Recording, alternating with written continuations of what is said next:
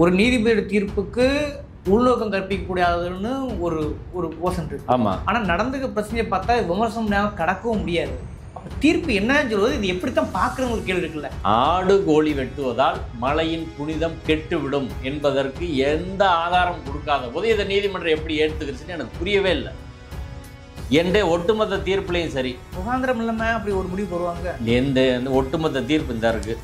இந்த தீர்ப்பு நீங்கள் முழுசாக படிங்க, பொது வழியில் இருக்குது. நான் அசைவம் சாப்பிட்றேன், பக்கத்து வீட்டு ஐயர் பொங்கலாக சாப்பிட்றாரு, எனக்கு எரிச்சலாக இருக்குது, சாம்பார் வாடை எனக்கு பிடிக்கவே இல்லை சுத்தமாக, அவரை சாப்பிடக்கூடாது, நான் கோர்ட்டுக்கு போனால் கோர்ட்டு ஏற்றுக்கிறோமா? முறையில்லாத இதுதான் இப்போ நடந்திருக்கு. தீர்ப்புலே இருக்குது இது ஒரு பகுதி சிக்கந்தர் மலைன்னு சொல்லி, மொத்த மலையும் சிக்கந்தர் மலைன்னு யாருமே சொல்லலை.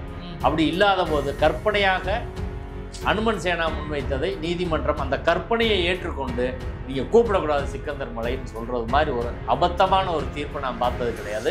அந்த அபத்தத்தை ஏற்கனவே ஒரு நீதிபதி அவர்கள் செய்திருக்கிறார். தர்காவுக்கு ஆடு கோழி கொண்டு போய் வெட்டி அங்கே சமைச்சு பரிமாறக்கூடாது, தொல்லியல் துறை கேட்டு தான் பண்ணணும்னு சொல்கிற நீதிபதி கோயிலுக்கு அது பொருந்துன்னு ஏன் சொல்லலை? அப்போ அது எப்படி இது சரிசமமான தீர்ப்பு அப்படின்னு நம்ம பார்க்க முடியும்?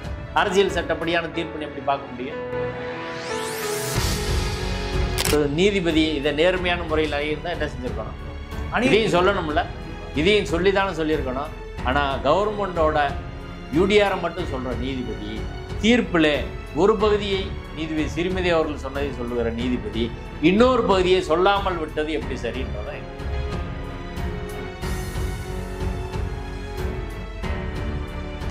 சிக்கந்தர் மலைன்னு கூப்பிடக்கூடாது அப்படின்னு சொன்னால் நீதிபதி அதுக்கான காரணங்கள் என்ன சொல்கிறாரு நம்ம பரிசீலிப்போம், அது சரியாக தவறான. நீதிபதி என்ன சொல்கிறாருன்னா 1923 ராமையர் தீர்ப்பு இருக்குல்ல, அந்த தீர்ப்பில் திருப்பரங்குன்ற மலைன்னு சொல்கிறாங்க அப்படின்னு சொல்கிறாரு. நான் இந்த வழக்கில் வாதத்தில் முதல் பாயிண்டாக நான் என்ன சொன்னேன்னா,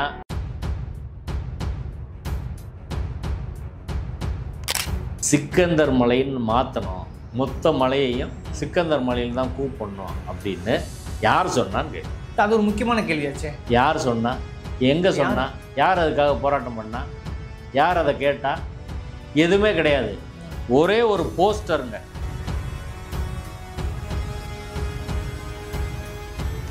இந்த இடத்துல வந்து அரசாங்க தரப்பு வாதங்களை என்னவா இருந்தது, அது எந்த அளவுக்கு இல்லை, அரசாங்க தரப்பில் தெளிவாக ஆடுகோழி வெட்டும் பழக்கம் என்பது நீண்ட கால நடைமுறையில் இருக்குது, அதில் எந்த பிரச்சனையும் கிடையாது, உள்ளூர் மக்களுக்கு எந்த பிரச்சனையும் கிடையாது, எல்லா மக்களும் ஒற்றுமையாக தான் இருக்காங்க, அதனால் இது ஆகம கோயிலே இல்லையா இருக்கான்றதே டிஸ்பியூட் அப்படின்னு நான் சொன்னேன். நீதிபதி அவர்கள் என்ன சொன்னான்னா, இது ஆகம கோயிலா இல்லைன்றதுல நான் போக மாட்டேன் அப்படின்னு சொன்னார். அப்படி ஆகம கோயில் இல்லைன்னா இந்த கேஸே பிடிச்சி போச்சு. வாய்ப்பே இல்லையே. ஆகமம் இல்லாத கோயில்னா ஆடுகோழி வெட்டக்கூடாதுன்ற பஞ்சாயத்தே இல்லை. இப்போ பாண்டி கோயில் ஆகம கோயில் கிடையாது, அங்கே வெட்டுறாங்க. இந்த ஆகம கோயில் எந்த டாக்குமெண்ட்டும் அவங்க கொடுக்கல. ஆனால் ஆகம அடிப்படையில் தீர்ப்பு வந்திருக்கு. ஆகம அடிப்படையிலையும் தீர்ப்பு சொல்லலை. பெட்டிஷனில் இல்லாதது, ஏற்கனவே உள்ள நீதிபதியிடம் பேசாத ரிப்ளையில் கடைசியில் பேசுகிறாங்க, அதை நீதிபதி எடுத்துக்கொள்கிறாருன்னா இது மாதிரி ஒரு மோசமான முறை என்பது ஜுடிஷியரி வரலாற்றில் இருக்காது. வரலாற்றிலே இருக்காது கண்டிப்பாக. ஏன்னா ரிப்ளையில் சொன்ன ஒரு விஷயத்துக்கு நாங்கள் எப்படி பதில் சொல்ல முடியும், ஸ்டேட் எப்படி பதில் சொல்ல முடியும்? நீதிபதி சிறுமதி அவர்கள், நீதிபதி நிசாபான் அவர்கள் நீதிபதி சிறுமதி தீர்ப்பை தான் ஆதரிச்சிருக்கிறார். நீதிபதி சிறுமதி அவர்கள் எந்த இடத்துலையும் இது எசென்சியலாக இல்லையா, ஒரு மதத்தின் இன்றியமையா கூறா இல்லையா அப்படின்றத அவங்க எங்கேயுமே தீர்மானிக்கல, பேசவே இல்லை அதை பற்றி. இப்போ ஏன் ஸ்கந்தர் மலைன்னு நீங்கள் கூப்பிடக்கூடாதுன்னு சொல்லல? சரி, சிக்கந்தர் மலைன்னு கூப்பிடக்கூடாது, ஸ்கந்தர் இப்போ கந்த மலைன்னு படம் எடுக்கிறான்ல, இப்போ நீங்கள் திருப்பரங்குன்ற மலைன்னு மட்டும்தான் கூப்பிடணும் அப்படின்னா கண்டமுன் பாயணம் உள்ளது ஹச்ராஜா மேலே அப்படி இல்லை, நீதிமன்ற தீர்ப்பில் இல்லை, அங்கே தான் நீங்கள் கவனமாக பார்க்கணும். இப்போ நான் ரொம்ப முக்கியமாக நீதிபதி விஜயகுமார் அவர்களிடம் நான் ஒன்று சொன்னேன், பகவத்கீதையில் எதுவுமே சொல்லலை, நீங்கள் அதனால் வெள்ளிக்கிழமை தொழுகை மசூதியில் நடத்தக்கூடாது, ஞாயிற்றுக்கிழமை வழிபாடு சர்ச்சில் நடத்தக்கூடாதுன்னு யாராலும் கோர்ட்டுக்கு போனால் கோர்ட் அதை ஏற்குமா சொல்லணும்? மாறுமே. அதே தான் இதில் நடந்தது. நீங்கள் சைவ மத இலக்கியங்களை வைத்து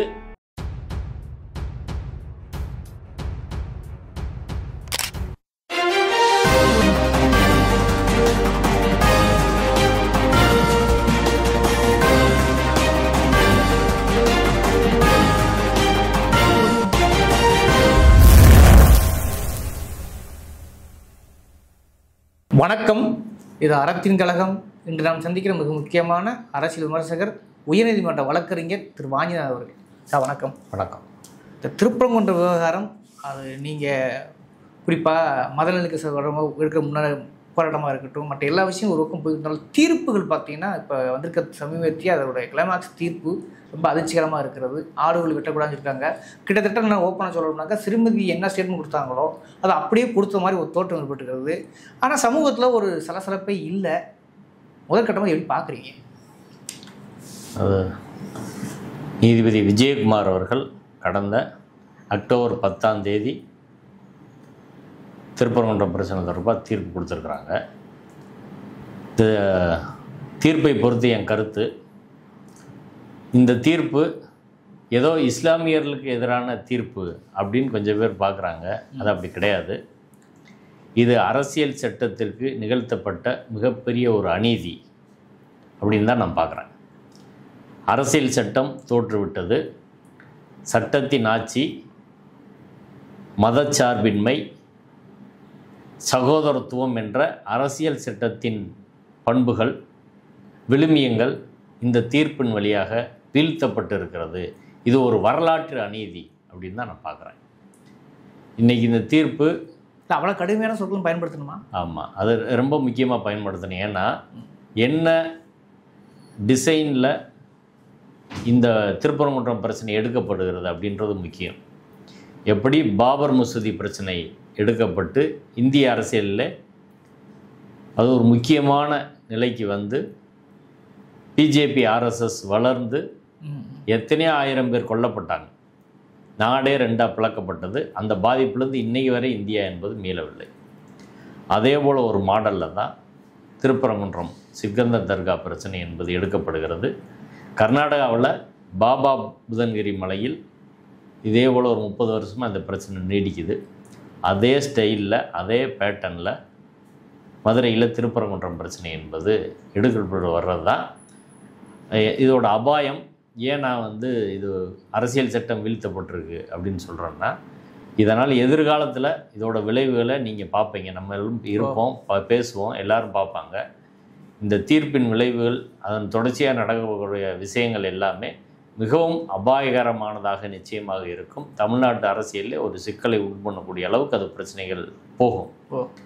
அதை எந்த அளவுக்கு எதிர்த்து நாம் எதிர்வினையாற்றி ஒரு மத நல்லிணக்க சக்திகள் அமைதியை உருவாக்குவதற்காக போராடுறோமோ அந்த அளவுக்கு தான் மக்களிடையே அமைதி நிலவும். இல்லைன்னா அது ஒரு பெரிய பிரச்சனை நோக்கி போகும் அப்படின்றது தான் யதார்த்தம். அதனால தான் நான் சொல்கிறேன், அரசியல் சட்டத்தின் சகோதரத்துவம் என்பது வீழ்த்தப்பட்டு இருக்கிறது. முழுக்க முழுக்க இப்போ பாபர் மசூதி தீர்ப்பெடுத்துங்க, அது எப்படி ஒரு வரலாற்று இந்தியாவை புரட்டி பிடிச்சி, ஆமாம், உலகமே அது ஒரு அநீதியாக பார்த்துச்சு. அதே போன்ற ஒரு அரசியல் சட்ட அநீதி என்பது இது 2வது பாபர் மசூதி தீர்ப்புன்னு சொல்லலாம். அந்த அளவுக்கு மோசமான தீர்ப்பை ஏற்கனவே நீதிபதி ஸ்ரீமதி அவர்கள் வழங்கினார்கள். அதே தீர்ப்பை நீதிபதி விஜயகுமார் அவர்கள் ஆதரித்து அந்த தீர்ப்பை உறுதி செய்திருக்கிறார். 2 விஷயத்தில், ஒன்று ஆடுகோழி பலியிடுறது, இன்னொன்று சிக்கந்தர் மலை என்று அழைக்கக்கூடாது என்பது. இப்போ மொத்த வழக்குகள் என்னென்ன அடிப்படையில் நம்ம தெரிஞ்சுக்கிட்டால் தான் இந்த பிரச்சனையை புரிஞ்சுக்கிற முடியும். ஓகே. இந்து மக்கள் கட்சி, அனுமன் சேனா, பரமசிவம் என்பவர், இப்படி ஆர்எஸ்எஸ், பிஜேபி, சனாதன சக்திகள் 3 பேர் உயர்நீதிமன்றத்தில் வழக்கு போடுறாங்க. ஒருத்தர் பரமசிவம், இன்னொருவர் சோலைக்கண்ணன், இன்னொரு நபர் ராமலிங்கம் என்பவர் மாநில அமைப்பு செயலாளர், இந்து மக்கள் கட்சி, அகில பாரத அனுமன் சேனா. இவர்கள் தான் வழக்கு போடுறாங்க. சமணர்கள் தரப்பில் ஒரு வழக்கு போடப்படுகிறது. அடுத்து தர்கா நிர்வாகத்தின் சார்பில் ஒரு வழக்கு போடப்படுகிறது. இப்போ இந்த சனாதன சக்திகள் சார்பில் போடப்பட்ட வழக்குகள் 3 கோரிக்கை என்னென்னா, ஆடுகோழி சிக்கந்தர் தர்காவில் வெட்டக்கூடாது, ஓகே, சிக்கந்தர் மலை என்று அந்த பகுதியை அழைக்கக்கூடாது, 3வதாக நெல்லித்தோப்பு பகுதியில் இஸ்லாமியர்கள் தொழுவக்கூடாது. இது 3 வழக்கும் அவங்கனால போடுறாங்க. தர்கா நிர்வாகத்தின் சார்பில் எங்களை பராமரிப்பு பண்ண விடுங்க, கோயில் நிர்வாகம் எல்லா பராமரிப்பு பண்ணுறதுக்கான அனுமதி கொடுக்குறீங்க, எங்களை பராமரிக்க விடுங்க, வேற ஒன்றும் அவங்களுக்கு கேட்கல. சரி, அந்த பணி செய்யறதுக்கு எங்களை அனுமதி கொடுங்கன்னு கேட்குறாங்க. என்னாச்சு? சமணர்கள் வந்து இது சமணர் மலைன்னு அறிவிக்கணும், திருப்பரங்குன்ற மலையை அப்படின்னு கோர்றாங்க. இதில் 2 வழக்கு, தர்கா வழக்கு தள்ளுபடி, சமணர் மலை வழக்கு 2 நீதிபதிகள் நிசாபான் அவர்களும் சிறிமதி அவர்களும் இருக்கிற போது 2 பேர் சேர்ந்து தள்ளுபடி பண்ணிட்டாங்க. 3 வழக்குகளில் மாறுபட்ட தீர்ப்புகள் கொடுத்தாங்க. ஒன்று ஆடு கோழி வெட்டக்கூடாது, சிக்கந்தர் மலை தொழுகக்கூடாது, மாறுபட்ட தீர்ப்பு கொடுத்தது தான் இன்று நீதிபதி திரு விஜயகுமார் அவர்களுக்கு வந்து விஜயகுமார் இப்போ தீர்ப்பு கொடுத்துருக்குறாங்க. ஓகே, இப்போ இந்த தீர்ப்பில் ஆபத்தான விஷயமாக அரசியல் சட்ட விரோதமாக என்ன விஷயங்கள் இருக்குது? முதல்ல ஆடு கோழி வெட்டக்கூடாது என்று நீதிபதி விஜயகுமார் அவர்கள் தீர்ப்பு சொல்லியிருக்கார். என்ன அடிப்படையில் அது சொல்கிறாங்க? நீதிபதி சிறிமதி அவர்களும் அதை சொன்னாங்க, விஜயகுமார் அவர்களும் அது சொல்லியிருக்காங்க. பல சாட்சியங்கள் இருக்குது, அதுக்கு அது மீறி எப்படி எந்த அடிப்படைங்கிறதான முக்கியமான கேள்வி. முதல் விஷயம் வந்து ஒரு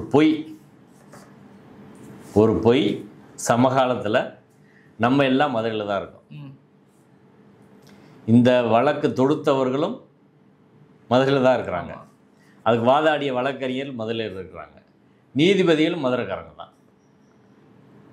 நம்ம சமகாலத்தில் ஆடு கோழி அங்கே வெட்டி கொண்டு இருந்தது எல்லாருக்கும் தெரிஞ்ச விஷயம். இது வந்து அது ரகசியம் ஒன்றும் கிடையாது, எல்லாருக்கும் தெரிஞ்ச விஷயம், விளக்க வேண்டிய ஒட்டுமொத்த மதுரைக்கும் தெரிந்த ஒரு விஷயம். அப்படி ஒன்றே இல்லை, ஆடு கோழி அங்கே இதுவரை வெட்டினது கிடையாது, இப்போ தான் வெட்டி பிரச்சனை உண்டாக்குறாங்க என்ற ஒரு பொய்யை இந்த சனாதன சக்திகள் சமூகத்தில் பரப்பி அதை நீதிமன்றத்துக்கு எடுத்துகிட்டு வந்து நீதிமன்றம் அந்த பொய்யை அங்கீகரித்திருக்கிறது அப்படின்றது தான் வந்து மிக வருத்தத்துக்குரிய விஷயம். ஏன்னா சமகாலத்தில் நம்மளுக்கு தெரியும், இதே 50 வருஷம் கழிச்சு இந்த தீர்ப்பு பார்க்குறவங்க 100 வருஷம் கழிச்சு தீர்ப்பு பார்க்குறவங்களுக்கு என்ன தெரியும்? அப்போ இதான் உண்மை போல் கோர்ட்டில் சொல்லியிருக்கிறது தான் அப்படின்னு நினைப்பாங்கள்ல. அப்போது ஒரு பொய்யை நம்ம எல்லாருக்கும் கண்ணு முன்னாடி தெரிஞ்ச ஒரு விஷயத்தை, அங்கே நடந்துக்கிட்டு இருந்த ஒரு ஆடு கோழி வெட்டும் என்ற ஒரு பண்பாட்டை அப்படியே இல்லைன்னு சொல்லி ஒரு பொய்யை கொண்டு வந்து வச்சு அதை நீதிமன்ற அங்கீகாரம் பெறப்பட்டு இருக்கிறது அப்படின்றது எனக்கு மிகப்பெரிய அதிர்ச்சிக்குள்ளாகியிருக்கு அப்படின்னு தான் நான் பார்க்குறேன்.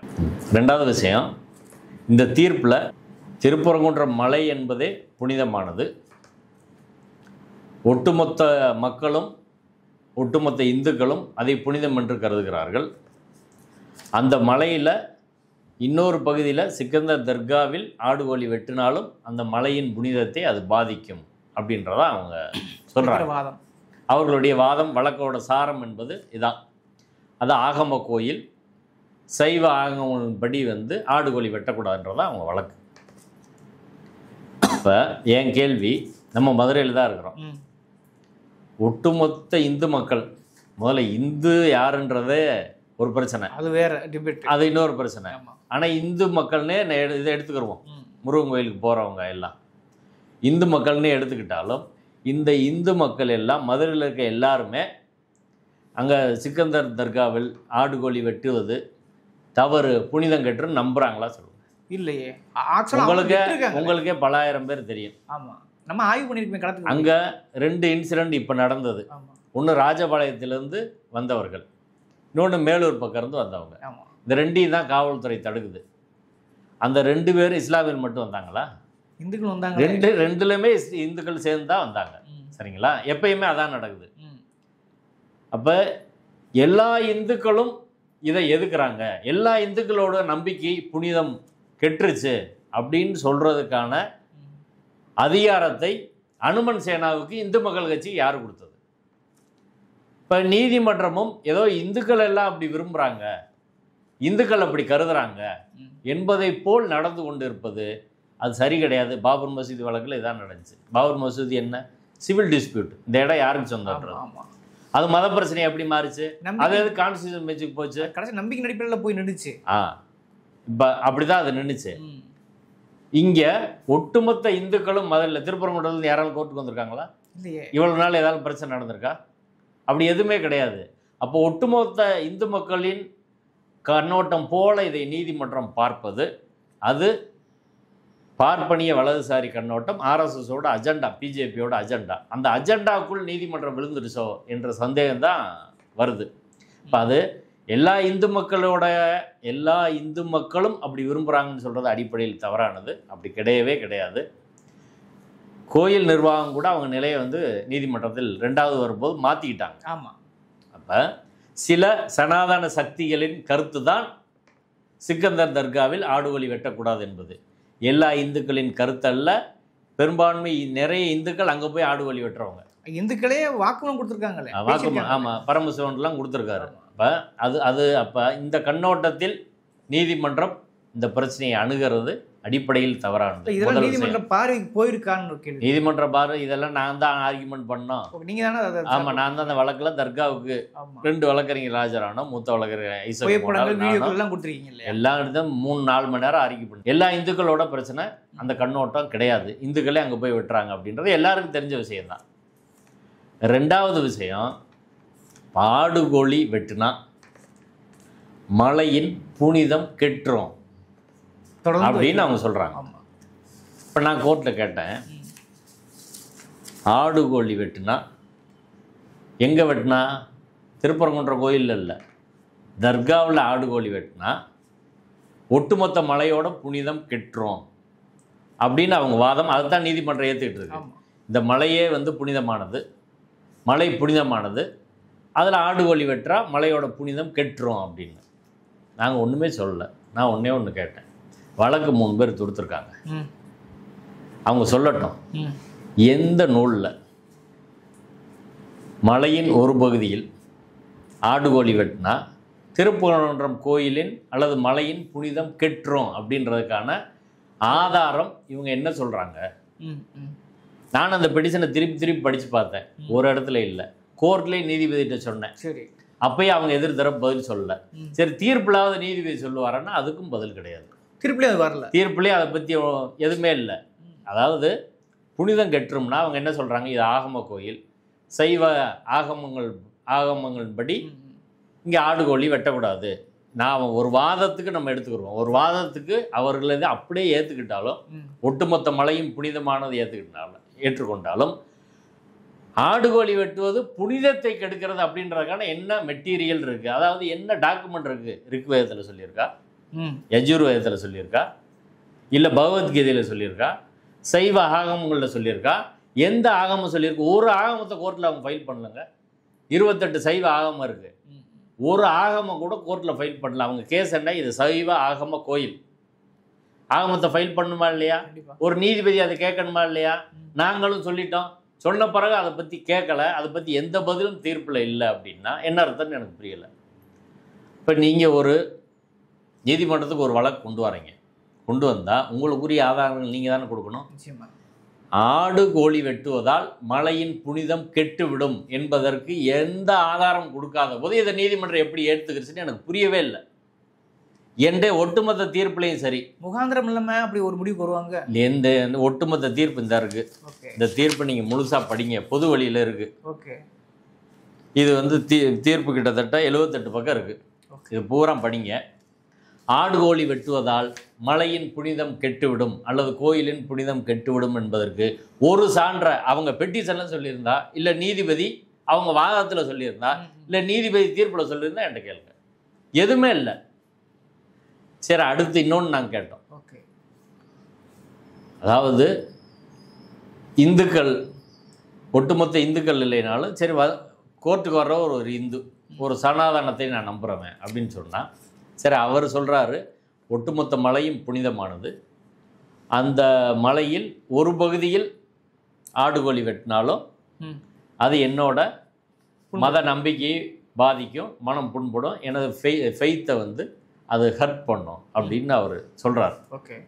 இது அவர் சொல்லலாம், அவருக்கு வந்து அரசியல் சட்டம் அதை சொல்வதற்கான உரிமை வழங்கி இருக்கிறதுக்கு சொல்லட்டும், ஒன்றும் பிரச்சனை இல்லை.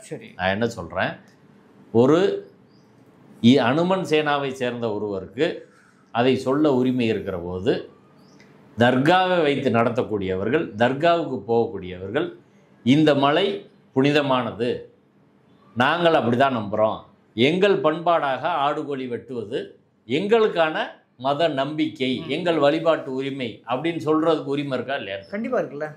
ஒரு தரப்புக்கு அந்த கோயிலுக்கு போகிற பக்தருக்கு இந்த மலையை புனிதமானது நான் நினைக்கிறேன், இங்கே ஆடுகோழி வெட்டக்கூடாது அப்படின்னு அவர் சொல்கிறார்.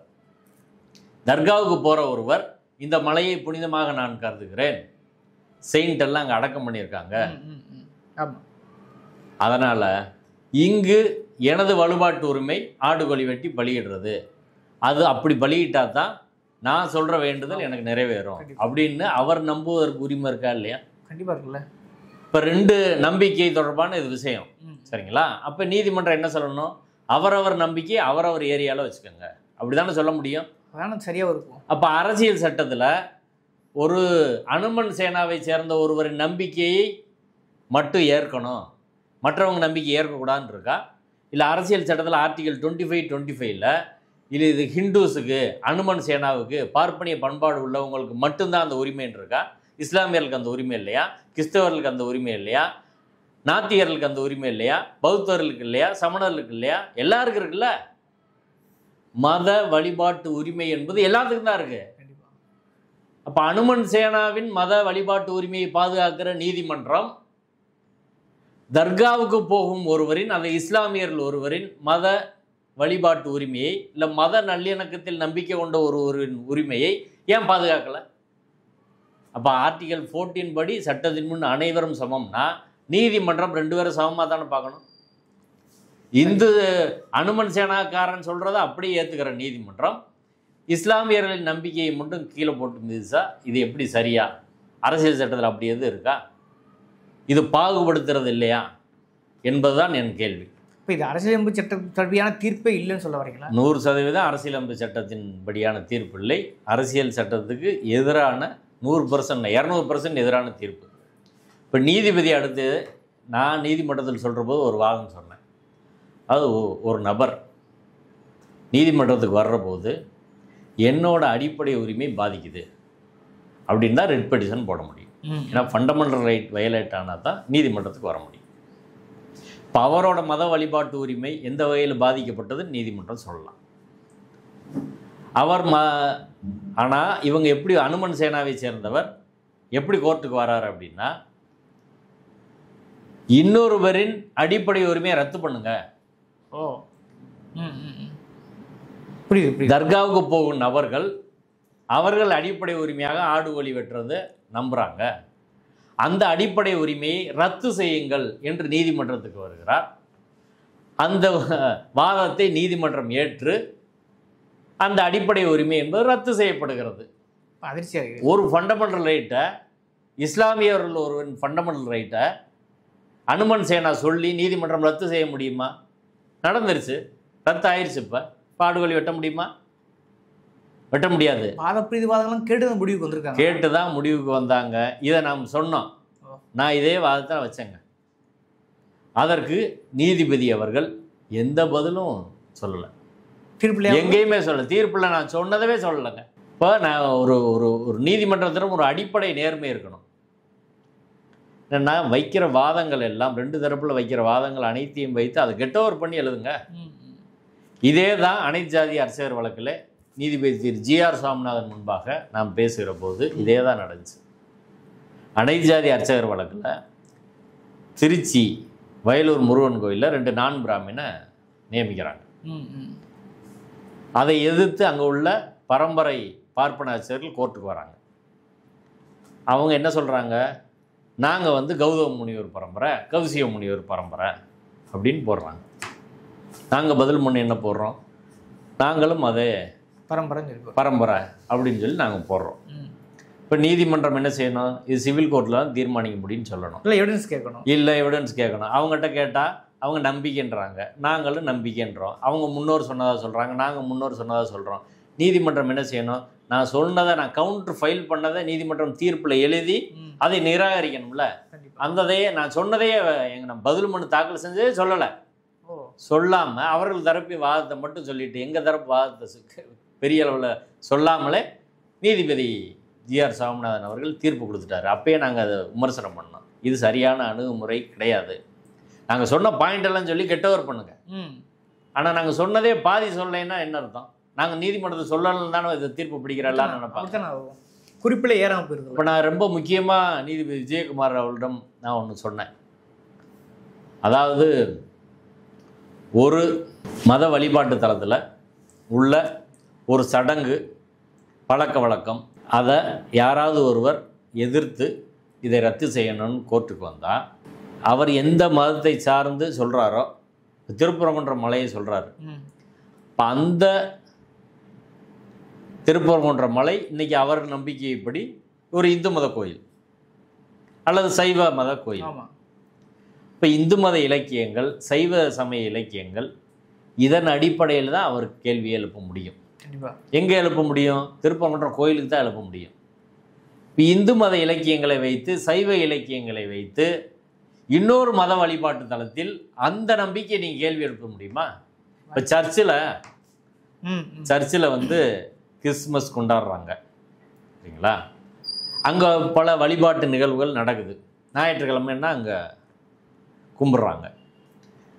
மசூதியில் வெள்ளிக்கிழமை தொழுகை அவங்களுக்கு முக்கியமான ஒரு கடமையாக சொல்லப்படுது. இப்போ நீங்கள் ஒரு பகவத்கீதையை வச்சுக்கிட்டு பகவத்கீதையில் வெள்ளிக்கிழமை தொழுகை என்பது கட்டாயம் இல்லை, ஞாயிற்றுக்கிழமை சர்ச்சுக்கு போகிறது கட்டாயம் இல்லை, அதனால் பகவத்கீதையில் எதுவுமே சொல்லலை, நீங்கள் வந்து அதனால் வெள்ளிக்கிழமை தொழுகை மசூதியில் நடத்தக்கூடாது, ஞாயிற்றுக்கிழமை வழிபாடு சர்ச்சில் நடத்தக்கூடாதுன்னு யாராலும் கோர்ட்டுக்கு போனால் கோர்ட் அதை ஏற்குமா சொல்லுங்கள்? நகைப்புக்குரியதாக மாறுமே. அதே தான் இதில் நடந்திருக்கு. நீங்கள் சைவ மத இலக்கியங்களை வைத்து இஸ்லாமிய மத வழிபாட்டு தளத்தில் இஸ்லாமிய மத வழிபாட்டு சடங்கு ஒன்றை இந்த மத இலக்கியத்தை வச்சு அதை எப்படி கொஸ்டின் பண்ண?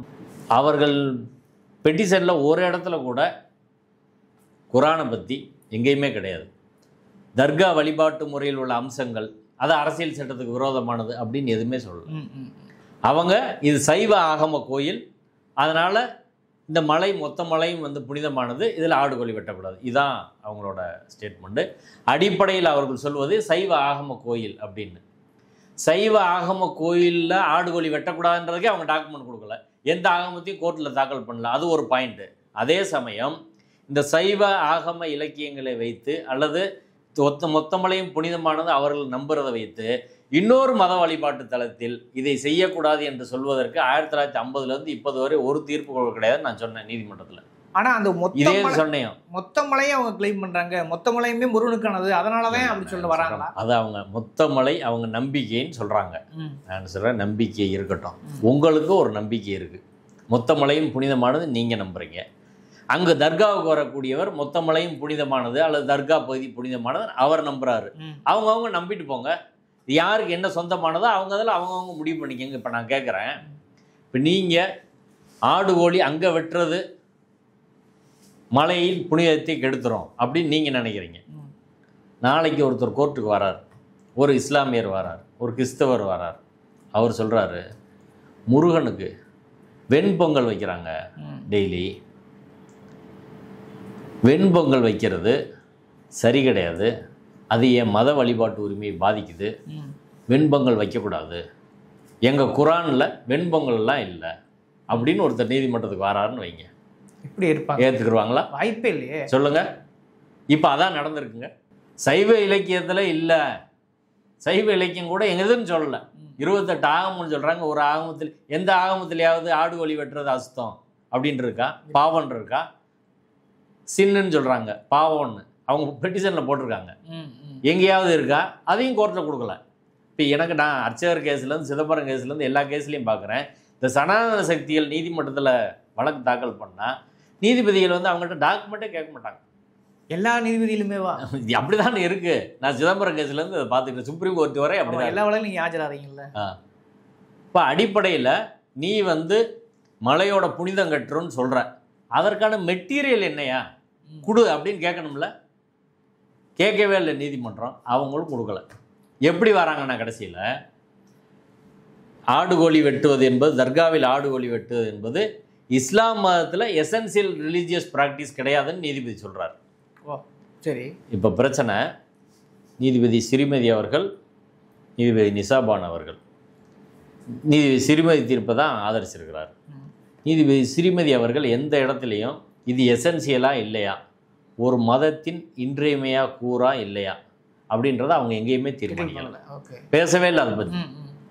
அங்கே பேசாத ஒரு விஷயத்த இங்கே வந்து பேசுகிறாங்க. இதை நீதிபதி எப்படி இங்கே கடைசியில் எப்போ பேசுகிறாங்க, அங்கே பேசலைங்க.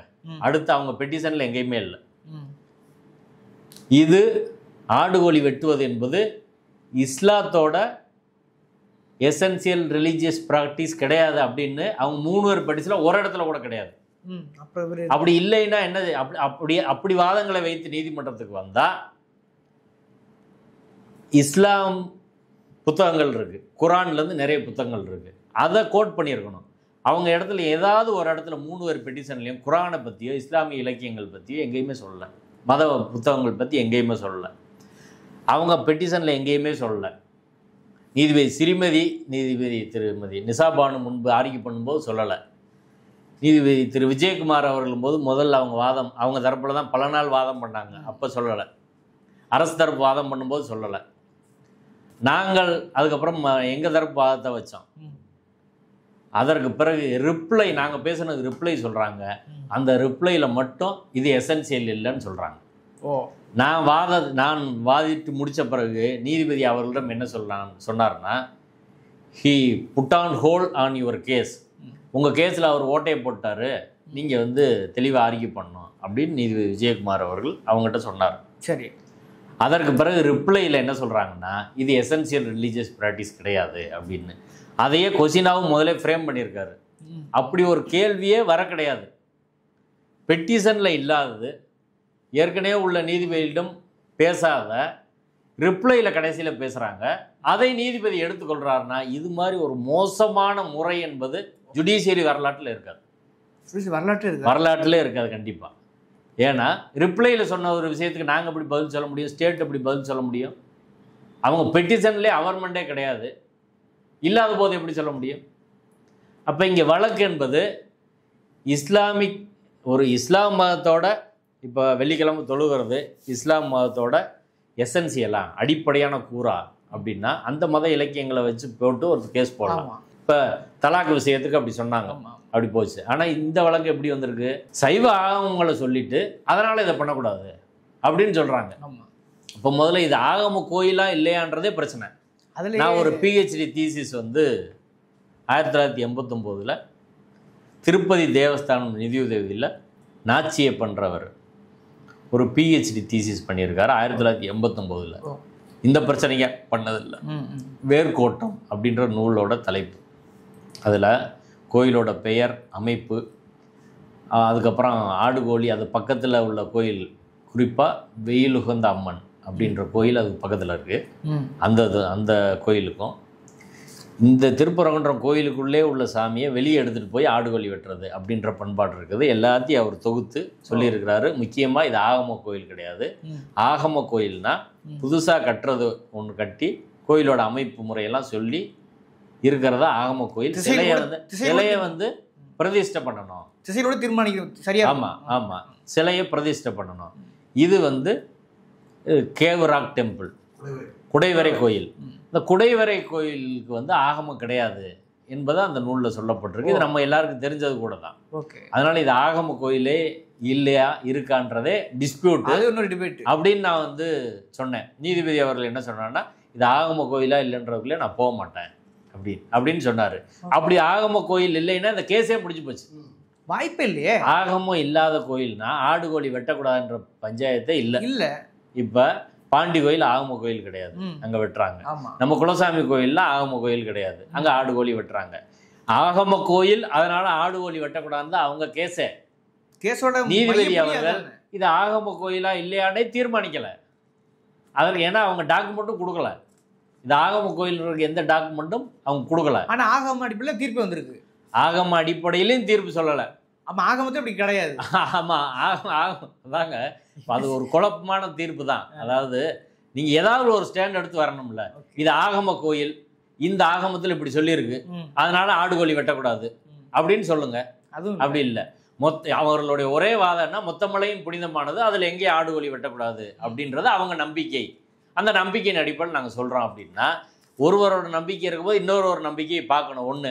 ரெண்டாவது, நம்பிக்கையின் அடிப்படையில் மட்டும் தீர்ப்பு வழங்க முடியும். ஒரு ஃபெய்த் தொடர்பான விஷயம் இதான பாபர் மசூதியில் நடந்துச்சு, அந்த பக்கம் நாங்கள் பார்த்து கும்பிட்டோம் அப்படின்றாங்க.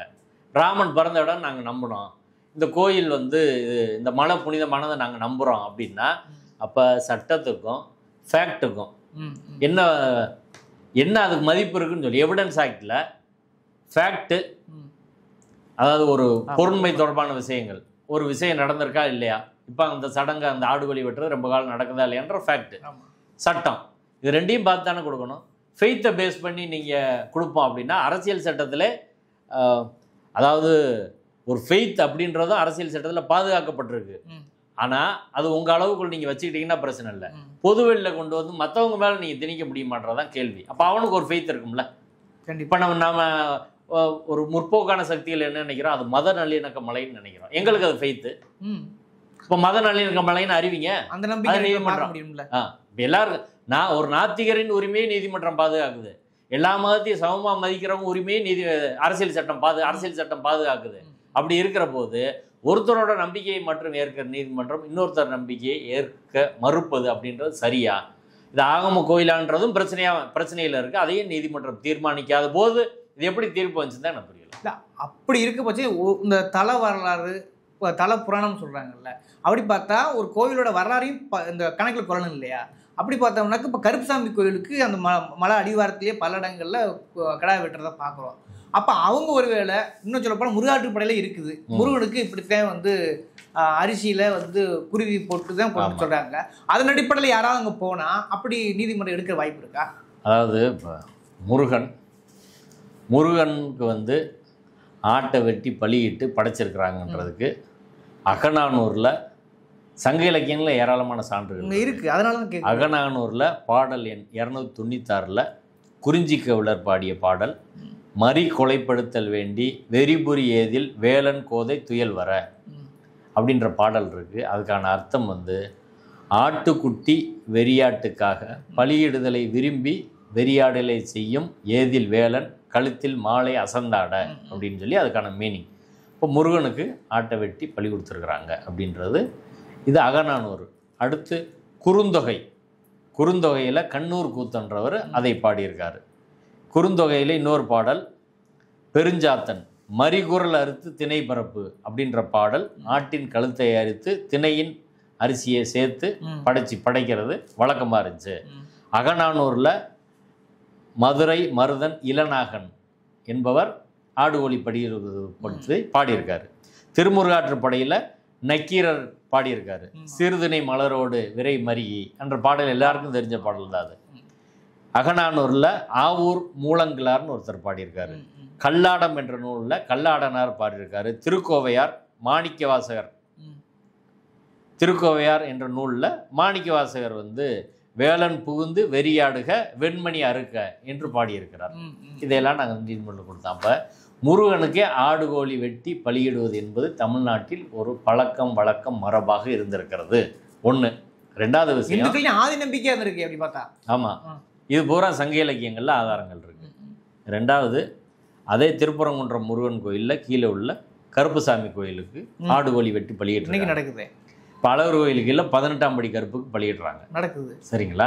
இப்போ என்னென்னா, ஆரம்பத்தில் முருகனுக்கு ஆடுகோழி வெட்டி பலியிட்டு இருந்த ஒரு மரபில் பார்ப்பனிய வைதிக மரபு ஊடுருவி அதை காலி பண்ணி இதை நீங்கள் கீழே வச்சுக்கோங்க, கருப்பனுக்கு வச்சுக்கோங்க, முருகனுக்கு பண்ணாதீங்க என்று பௌத்த சமண மத தாக்கத்தால் இழந்த செல்வாக்கை மீட்பதற்காக பார்ப்பனியம் ஒரு சமரசம் செய்து இந்த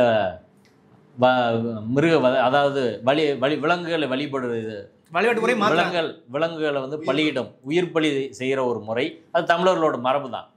அந்த மரபில் ஒரு சமரசம் கொண்டு நீங்கள் கீழே வெட்டிக்கங்கன்றாங்க. அதுக்கப்புறம் அங்கேருந்து வெட்ட விடாமல் தள்ளுறாங்க. அதான் தள்ளி வெட்டுறது அப்படின்னு. அதோட மரபின் ஒரு தொடர்ச்சியாக தான் இந்த பிஹெச்டி தீசிஸ் சொல்கிறாங்க. கோயிலுக்குள்ள ஒரு கடவுள் சிலையை எடுத்துகிட்டு போய் வெளியில் வச்சு ஆடுகோழியெல்லாம் வெட்டிட்டு உள்ளே கொண்டு வைக்கிறாங்க. அப்போ திருப்பரங்குன்றம் முருகன் கோயிலில் இருக்கிற ஒரு கடவுளுக்கே ஆடுகோழி வெட்டலாம், பக்கத்தில் இருக்கிற வெயிலோந்தன் அம்மனுக்கு ஆடுகோழி வெட்டலாம், கீழே கருப்புக்கு வெட்டிக்கிட்டு இருந்தாங்க. இப்படியெல்லாம் இருக்கிற போது பக்கத்தில் தர்காவில் போய் வெட்டுறதே தப்பு அப்படின்னு இவங்க சொல்கிறாங்க. அதை நீதிமன்றம் ஏற்கனவே எப்படி புரிஞ்சுக்கிற முடியும்? நாளைக்கு இப்போ நீதிபதி அவர்கள் சொல்லியிருக்கிற ஒரு விஷயத்தில் மிக முக்கியமாக அவர் எதை பேஸ் பண்ணி சொல்கிறாரு அப்படின்னா, ஆர்டிஓ ப்ரொசீடிங்ஸ் 31/12 2024 அங்கே ஒரு அமைதி கூட்டம் ஒன்று நடக்குது. அந்த கூட்டத்தில் ரெவென்யூ அதிகாரிகள், காவல்துறை அதிகாரிகள், தர்கா தரப்பை சேர்ந்தவங்க கலந்துக்கிறாங்க. இவங்க இந்து மக்கள் கட்சி, அனுமன் இவங்களாம் யாரும் கலந்துக்கிறல. அந்த கூட்டத்தில் ஹெச்ஆர்என்சியை சேர்ந்த இந்து சமயாளர்கள் சேர்ந்த ஒரு அதிகாரி ஆடு கோழி வெட்டக்கூடாதுன்னு எதிர்ப்பு தெரிவிக்கிறார். அப்போனா என்ன அர்த்தம்? அதுவரை வெட்டிக்கிட்டு இருக்காங்க, இனி வெட்டக்கூடாதுன்னு அவர் சொல்கிறார். ஆமாம். சொன்ன உடனே தர்கா தரப்புலேருந்து ஆடு கோழி வெட்டி பலியிடுவதற்கான எல்லா ஆதாரங்களையும் கொடுக்குறாங்க. ஃபோட்டோவிலேருந்து அத்தனையும் கொடுக்குறாங்க. கொடுத்த உடனே ஆர்டிஓ கண்ணன் என்ன சொல்கிறாரு? அதெல்லாம் இருக்கட்டும் பாய், பெரும்பான்மை விரும்புகிறாங்கல்ல அப்படின்னு சொன்னோடனே இவங்க அதிர்ச்சியாகி அவங்க அவர் மேலே நம்பிக்கை இல்லாமல் வெளியில் வந்துடுறாங்க. இந்த ப்ரொசீடிங்ஸை நீதிமன்றத்தில் தாக்கல் பண்ணியிருக்கிறாங்க. ஓகே. நீதிபதி என்ன சொல்கிறாருன்னா, ஆர்டிஓ ப்ரொசீடிங்ஸில் 2 தரப்பும், கோயில் தரப்பு எதிர்ப்பு தெரிவித்தது, 2 தரப்பும் நீதிமன்றம் போகட்டும்னு சொல்லி ஆர்டிஓ சொல்லியிருக்காரு. இதை 2 தரப்பும் ஏற்றுக்கிட்டு இருக்கிறாங்க என்று சொல்லி அவர்களுக்கான ஒரே ஆதாரமாக ஆடு கோழி பலியிடுவது என்பது நீங்கள் சிவில் கோர்ட்டில் போய் தீர்மானிச்சுக்கோங்க என்று சொல்வதற்கான ஆதாரமாக ஆர்டிஓ ப்ரொசீடிங்ஸை நீதிபதி கையில் எடுத்து சொல்கிறார். ஓகே. இப்போ என் கேள்வி, ஆர்டிஓ ப்ரொசீடிங்ஸில் அதுக்கப்புறம் கலெக்டர்கிட்ட இந்த பிரச்சனை வருது. அனைத்து கட்சியெல்லாம் போய் கலெக்டர்கிட்ட பெட்டிஷன் கொடுக்குறாங்க. அது அனைத்து கட்சி மீட்டிங்கில் வந்து என்ன முடிவாகுது அப்படின்னா, ஆடு கோழி வெட்டி பலியிடும் வழக்கம் தர்காவில் காலங்காலமாக இருக்குது, பல 100 வருஷமாக இருக்குது, அதனால் அதை கண்டினியூ ஆகணும்னு முடிவு பண்ணுறாங்க. 2. 3வது, நீதிமன்றத்துக்கு வருகிற போது நீதிமன்றத்தில் மாவட்ட ஆட்சியர் தரப்பில் பதில் மனு தாக்கல் பண்ணுறாங்க. அந்த பதில் மனுவில் ஆடு கோழி வெட்டி பலியிடும் வழக்கம், உணவாக சமைச்சு சாப்பிட்றது என்ற பழக்கம் பல 100 வருஷமாக அங்கே இருக்குது. கலெக்டர் வந்து பதில் மனு போட்டுக்கிறாங்க. Okay. Madurai city police commissioner போட்டிருக்கிறாரு. கோயில் தரப்பில் ஏற்கனவே உள்ள நீதிபதியிடம் அப்படி இல்லைன்னு போட்டாங்க. இப்போ நீதிபதி திரு விஜயகுமார் அவர்கள் முன்பாக அந்த ஸ்டாண்டை மாற்றி ஆடு கோழி பலியிடுவது தொடர்பாக எங்கிட்ட எந்த டாக்குமெண்ட்டும் இல்லைன்னு அவங்க ஸ்டாண்டையும் மாற்றிட்டாங்க.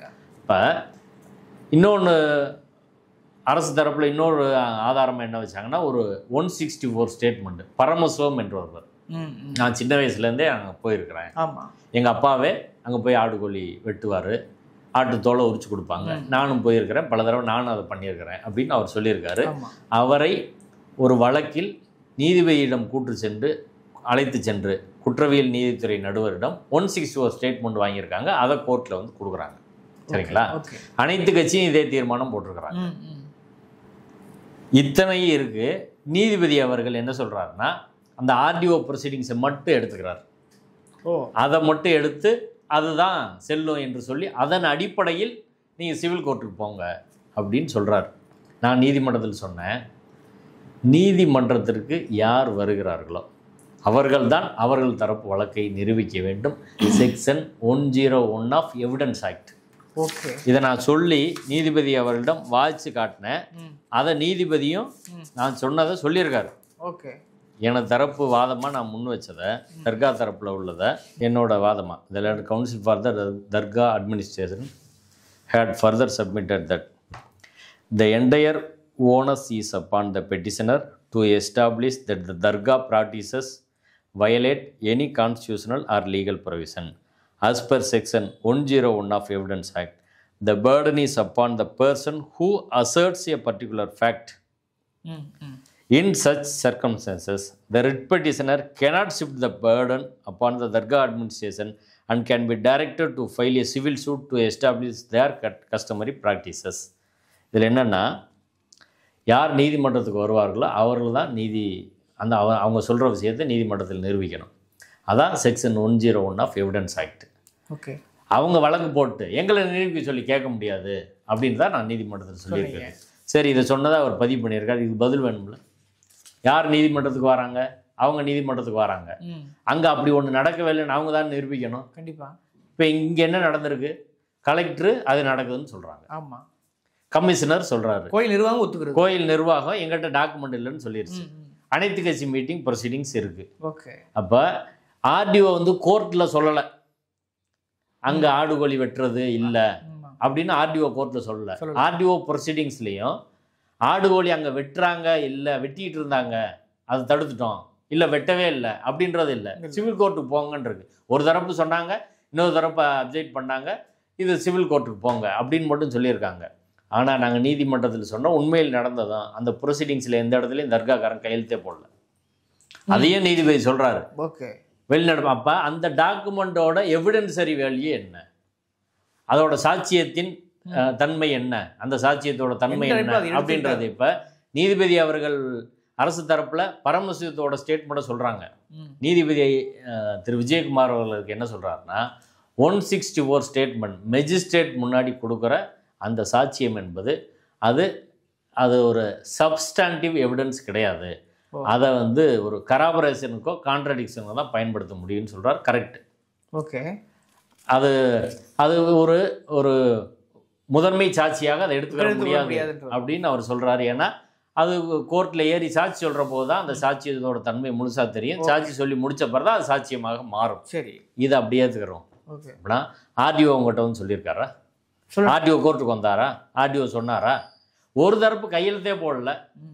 ரெண்டாவது, பல்வேறு வழக்குகளில் இதே உயர்நீதிமன்றம் சொல்லியிருக்கு, பீஸ் கமிட்டி ப்ரொசீடிங்ஸுக்கு எவிடன்சரி வேல்யூ கிடையாது, சட்டப்படி அதை அங்கீகரிக்க முடியாது. நம்ம ஒரு வழக்கு போட்டோன்னு வைங்க, பீஸ் கமிட்டியில் இப்படி சொல்லியிருக்காங்கன்னா அதை ஏற்றுக்கிற மாட்டாங்க. பீஸ் கமிட்டியை வச்சு நீங்கள் சொல்ல முடியாது, அதனால் லீகல் ரைட்லாம் வராது அப்படின்னு நீதிமன்றம் சொல்லும். இப்போ ஆர்டிஓ கோர்ட்டுக்கு வரல, கலெக்டர். ஆர்டிஓக்கு மேலே அப்பலேட் அத்தாரிட்டி யார்?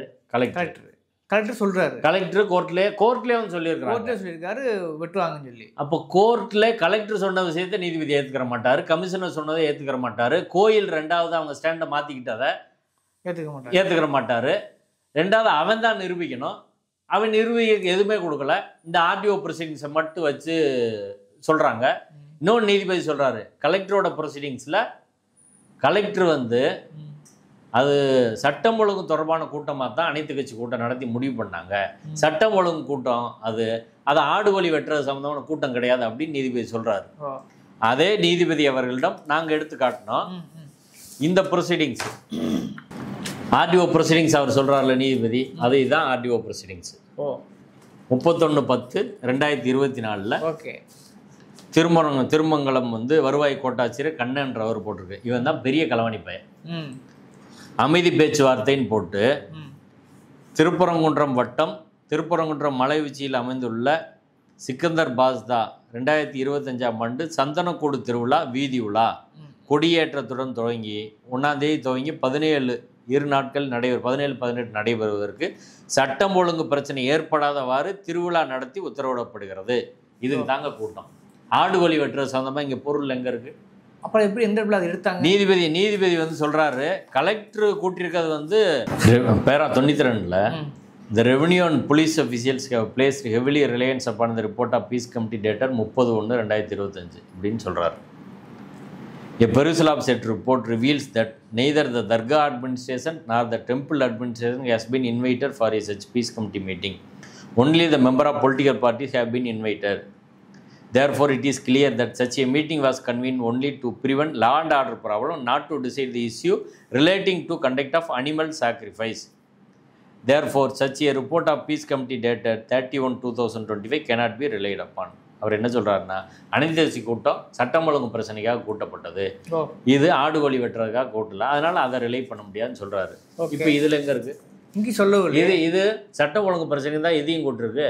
ஆடு வழி மேட்ரு பற்றி பேசவில்லை. ஆடு வழி மேட்ரு பேசலை, சட்டம் ஒழுங்கு பிரச்சனைக்காக கூட்டப்பட்டு அதில் ஆடு வழியை பற்றி இதில் பேசியிருக்காங்க. இதுலேயும் சட்ட ஒழுங்கு பிரச்சனைக்காக கூட்டப்பட்டு அதுலேயும் பேசியிருக்கிறாங்க. சரிங்களா? ரெண்டு சேம் தானே. அப்போ 1-2 நிராகரிச்சிருக்கணும். இல்லை நீதிமன்றத்தில் யார் சொன்னாங்களோ அதை கேட்டிருக்கணும். அப்படி இல்லாமல் ஒரு சார்பாக இவங்க தரப்பு கையெழுத்து போடாமல் இந்த கண்ணன்றவன் சொன்னதை மட்டும் வச்சு அதை நீதிமன்றம் ஏற்றுக்கொண்டு செய்வதுன்றது எந்த வகையில் சரி? சரி, நீதிமன்றத்துக்கு வந்தவன் நிரூபிச்சிருக்கானா? இல்லை. நான் என்ன கேட்குறேன், திருப்பரங்குன்றம் முருகன் கோயிலில், அதில் மதுரை மீனாட்சி அம்மன் கோயிலில் 3 வேளையோ அல்லது 6 வேளையோ பூஜை செய்வது என்பது நடைமுறையில் இல்லை அப்படின்னு ஒருத்தன் கோர்ட்டுக்கு வரான். இல்லை ஒரு பாண்டி கோயிலில் ஆடு கோழி வெட்டுறது நடைமுறையில் இல்லை அப்படின்னு ஒருத்தன் கோர்ட்டுக்கு வராங்க. ஆடு கோழியை அங்கே வெட்டுறதில்லை, இப்போ புதுசாக வெட்டிக்கிட்டு இருக்காங்க அப்படின்னு ஒருத்தன் கோர்ட்டுக்கு வரான். வருகிற போது நீதிமன்றம் என்ன சொல்லணும்? யார் கோர்ட்டுக்கு வந்தையோ நீ அதுக்கான ஆதாரங்களை கொடு, அப்படிதானே சொல்லும். ஆமாம். இங்கே அனுமன் சேனாக்காரன் கோர்ட்டுக்கு வரான். தர்காக்காரங்களை அனுமன் சேனாக்காரன்ட்டு எவிடன்ஸ் கேட்கல, தர்காக்காரங்களை நீங்கள் எவிடன்ஸ் வச்சு சிவில் கோர்ட்டில் போய் பார்த்துக்கங்கன்றாங்க. என்ன நீதி, எப்படி புரிஞ்சுக்கிறேன்னு தெரியலையே. இது எப்படி ஏற்றுக்கிற முடியும்னு சொல்லுங்கள். அதான் தீர்ப்பு. நீங்கள் கலெக்டர் கோர்ட்டில் சொன்னதை ஏற்றுக்கிற மாட்டீங்க, கமிஷனர் சொன்னதை ஏற்றுக்கிற மாட்டீங்க, எல்லா பொலிட்டிக்கல் பார்ட்டிஸும் சொன்னதை ஏற்றுக்கிற மாட்டீங்க. இப்போ இந்த பீஸ் கமிட்டிலையும் வந்து இந்து மக்கள் கட்சியோ அனுமன் சேனாவோ யாராவது இருக்காங்களா? அதுலேயும் கிடையாதுல்ல. அது எப்படி அதோட எவிடன்சரி வேல்யூ கிடையாது. பல தீர்ப்புகள் இருக்குது. இப்போ நீதிமன்ற தீர்ப்புகளால் ஏற்கனவே பீஸ் கமிட்டி மீட்டிங்கை ஏற்றுக்கக்கூடாதுன்னு சொன்னதை எடுத்துக்கிற நீதிபதி நீதிமன்றத்தில் நேரடியாக அரசாங்கம் தரப்பு சொன்னதை ஏற்றுக்கிறலைன்னா இது எப்படி சொல்ல முடியும்? அப்போ இந்த இடத்துல வந்து அரசாங்க தரப்பு வாதங்களை என்னவா இருந்தது, அது எந்த அளவுக்கு இந்த இல்லை அரசாங்க தரப்பில் வந்து தெளிவாக ஆடுகோழி வெட்டும் பழக்கம் என்பது நீண்ட கால நடைமுறையில் இருக்குது, அதில் எந்த பிரச்சனையும் கிடையாது, உள்ளூர் மக்களுக்கு எந்த பிரச்சனையும் கிடையாது, எல்லா மக்களும் ஒற்றுமையாக தான் இருக்காங்க. இந்த அரசியலுக்காக இந்த குரூப் 2-3 அமைப்பை சேர்ந்த இந்த நபர்கள் தான், இந்த இந்துத்துவ அமைப்பை சேர்ந்தவர்கள் மட்டும்தான் இந்த பிரச்சனையை உருவாக்குறாங்களே தவிர மற்றபடி இதில் எந்த பிரச்சனையும் யாரும் செய்யலை, அது பாட்டுக்கு அமைதியாக போய்கிட்டு இருக்குன்னு தான் அரசு தரப்பில் வாதங்கள் வச்சாங்க. அதற்கான ஆதாரங்களை அவங்க வந்து கொடுத்தாங்கன்னு வைங்க. ஆனால் நீதிமன்றம் அரசு தரப்பையும் ஏற்றுக்கறல. அந்த தீர்ப்பு அரசு தரப்புடைய வாதங்கள் ஏதாவது எதிர்வச்சிருக்கா? இல்லை, அரசு தரப்பு வாதங்கள் சொன்னதெல்லாம் நீதிபதி பதிவு பண்ணியிருக்காரு. ஆனால் அதை கன்சிடரேஷனுக்கு எடுத்துக்கிறாம ஆர்டிஓதை மட்டும் எடுத்துக்கிட்டு இருக்கிறாரு அப்படின்றதான் இது எப்படி சரின்றதான் நம்மளுக்கு கேள்வி. இப்போ அடிப்படையில் ஆடுகோழி வெட்டுற பிரச்சனை என்பதை பொறுத்தவரை யார் சிவில் கோர்ட்டுக்கு போகணும், அவன் தான் சிவில் கோர்ட்டுக்கு போகணும். ஆனால் இங்கே இஸ்லாமியர்கள் தர்காக்காரங்க சிவில் கோர்ட்டுக்கு போகணும்னு சொல்கிறது அநீதியா இல்லையா என்ற கேள்வியை மக்களே பதில் சொல்கிறது தான் நான் நினைக்கிறேன். இப்போ நீங்கள் துவக்கத்தில் சொன்னீங்க இது வந்து இஸ்லாமியருக்கு மட்டும் பிரச்சனை இல்லை சொன்னீங்க, அது சொல்லும்போது தெரியல. ஆனால் இப்போ நீ சொல்லுற உள்ளிடரை பார்த்தா அது வேற ஒரு வடிவத்துக்கு போய் அடையிற தெரியுது. அப்போ நாளைக்கு அலறுவல் போயிட்டு இருக்கு. நாளைக்கு அலறுவலுக்கோ இஸ்லாமியர்களுடைய இந்துக்களுக்கே இப்போ பெரும்பான்மை மக்கள் வந்து கெடா வெட்டி கும்பிட்றத பெரும்பாலும் மரபு தமிழ் மரபு அதான் தான் இருக்குது. அப்போ நாளைக்கு அதுகளுக்கும் பிரச்சனை வர வாய்ப்பு இருக்கா? 100% பிரச்சனை வர வாய்ப்பு இருக்குது. இன்னைக்கு குஜராத்துக்கு நீங்கள் போனீங்கன்னா குஜராத்தில் பல இடங்களில் நீங்கள் எந்த நான்வெஜ்ஜும் சாப்பிட முடியாது, முட்டை கூட கிடைக்காது. பல 100 கிலோமீட்டர் போகணும். அப்படி தான் அங்கே ஒரு நிலைமை உருவாகிட்டு இருக்காங்க. அதுபோல் பல இடங்களில் அப்படி பிரச்சனை. பெரும்பான்மை நம்பிக்கை இல்லை, அது நம்பிக்கை அடிப்படையில் கடை கூட இல்லை பெரும்பான்மை நம்பிக்கையின் அடிப்படையினாலும் இந்துத்துவ போர்ஸுகள் வலுவா இந்துத்துவ சக்திகள் வலுவானா என்ன ஆகுன்றதுக்கான உதாரணம் தான் அது.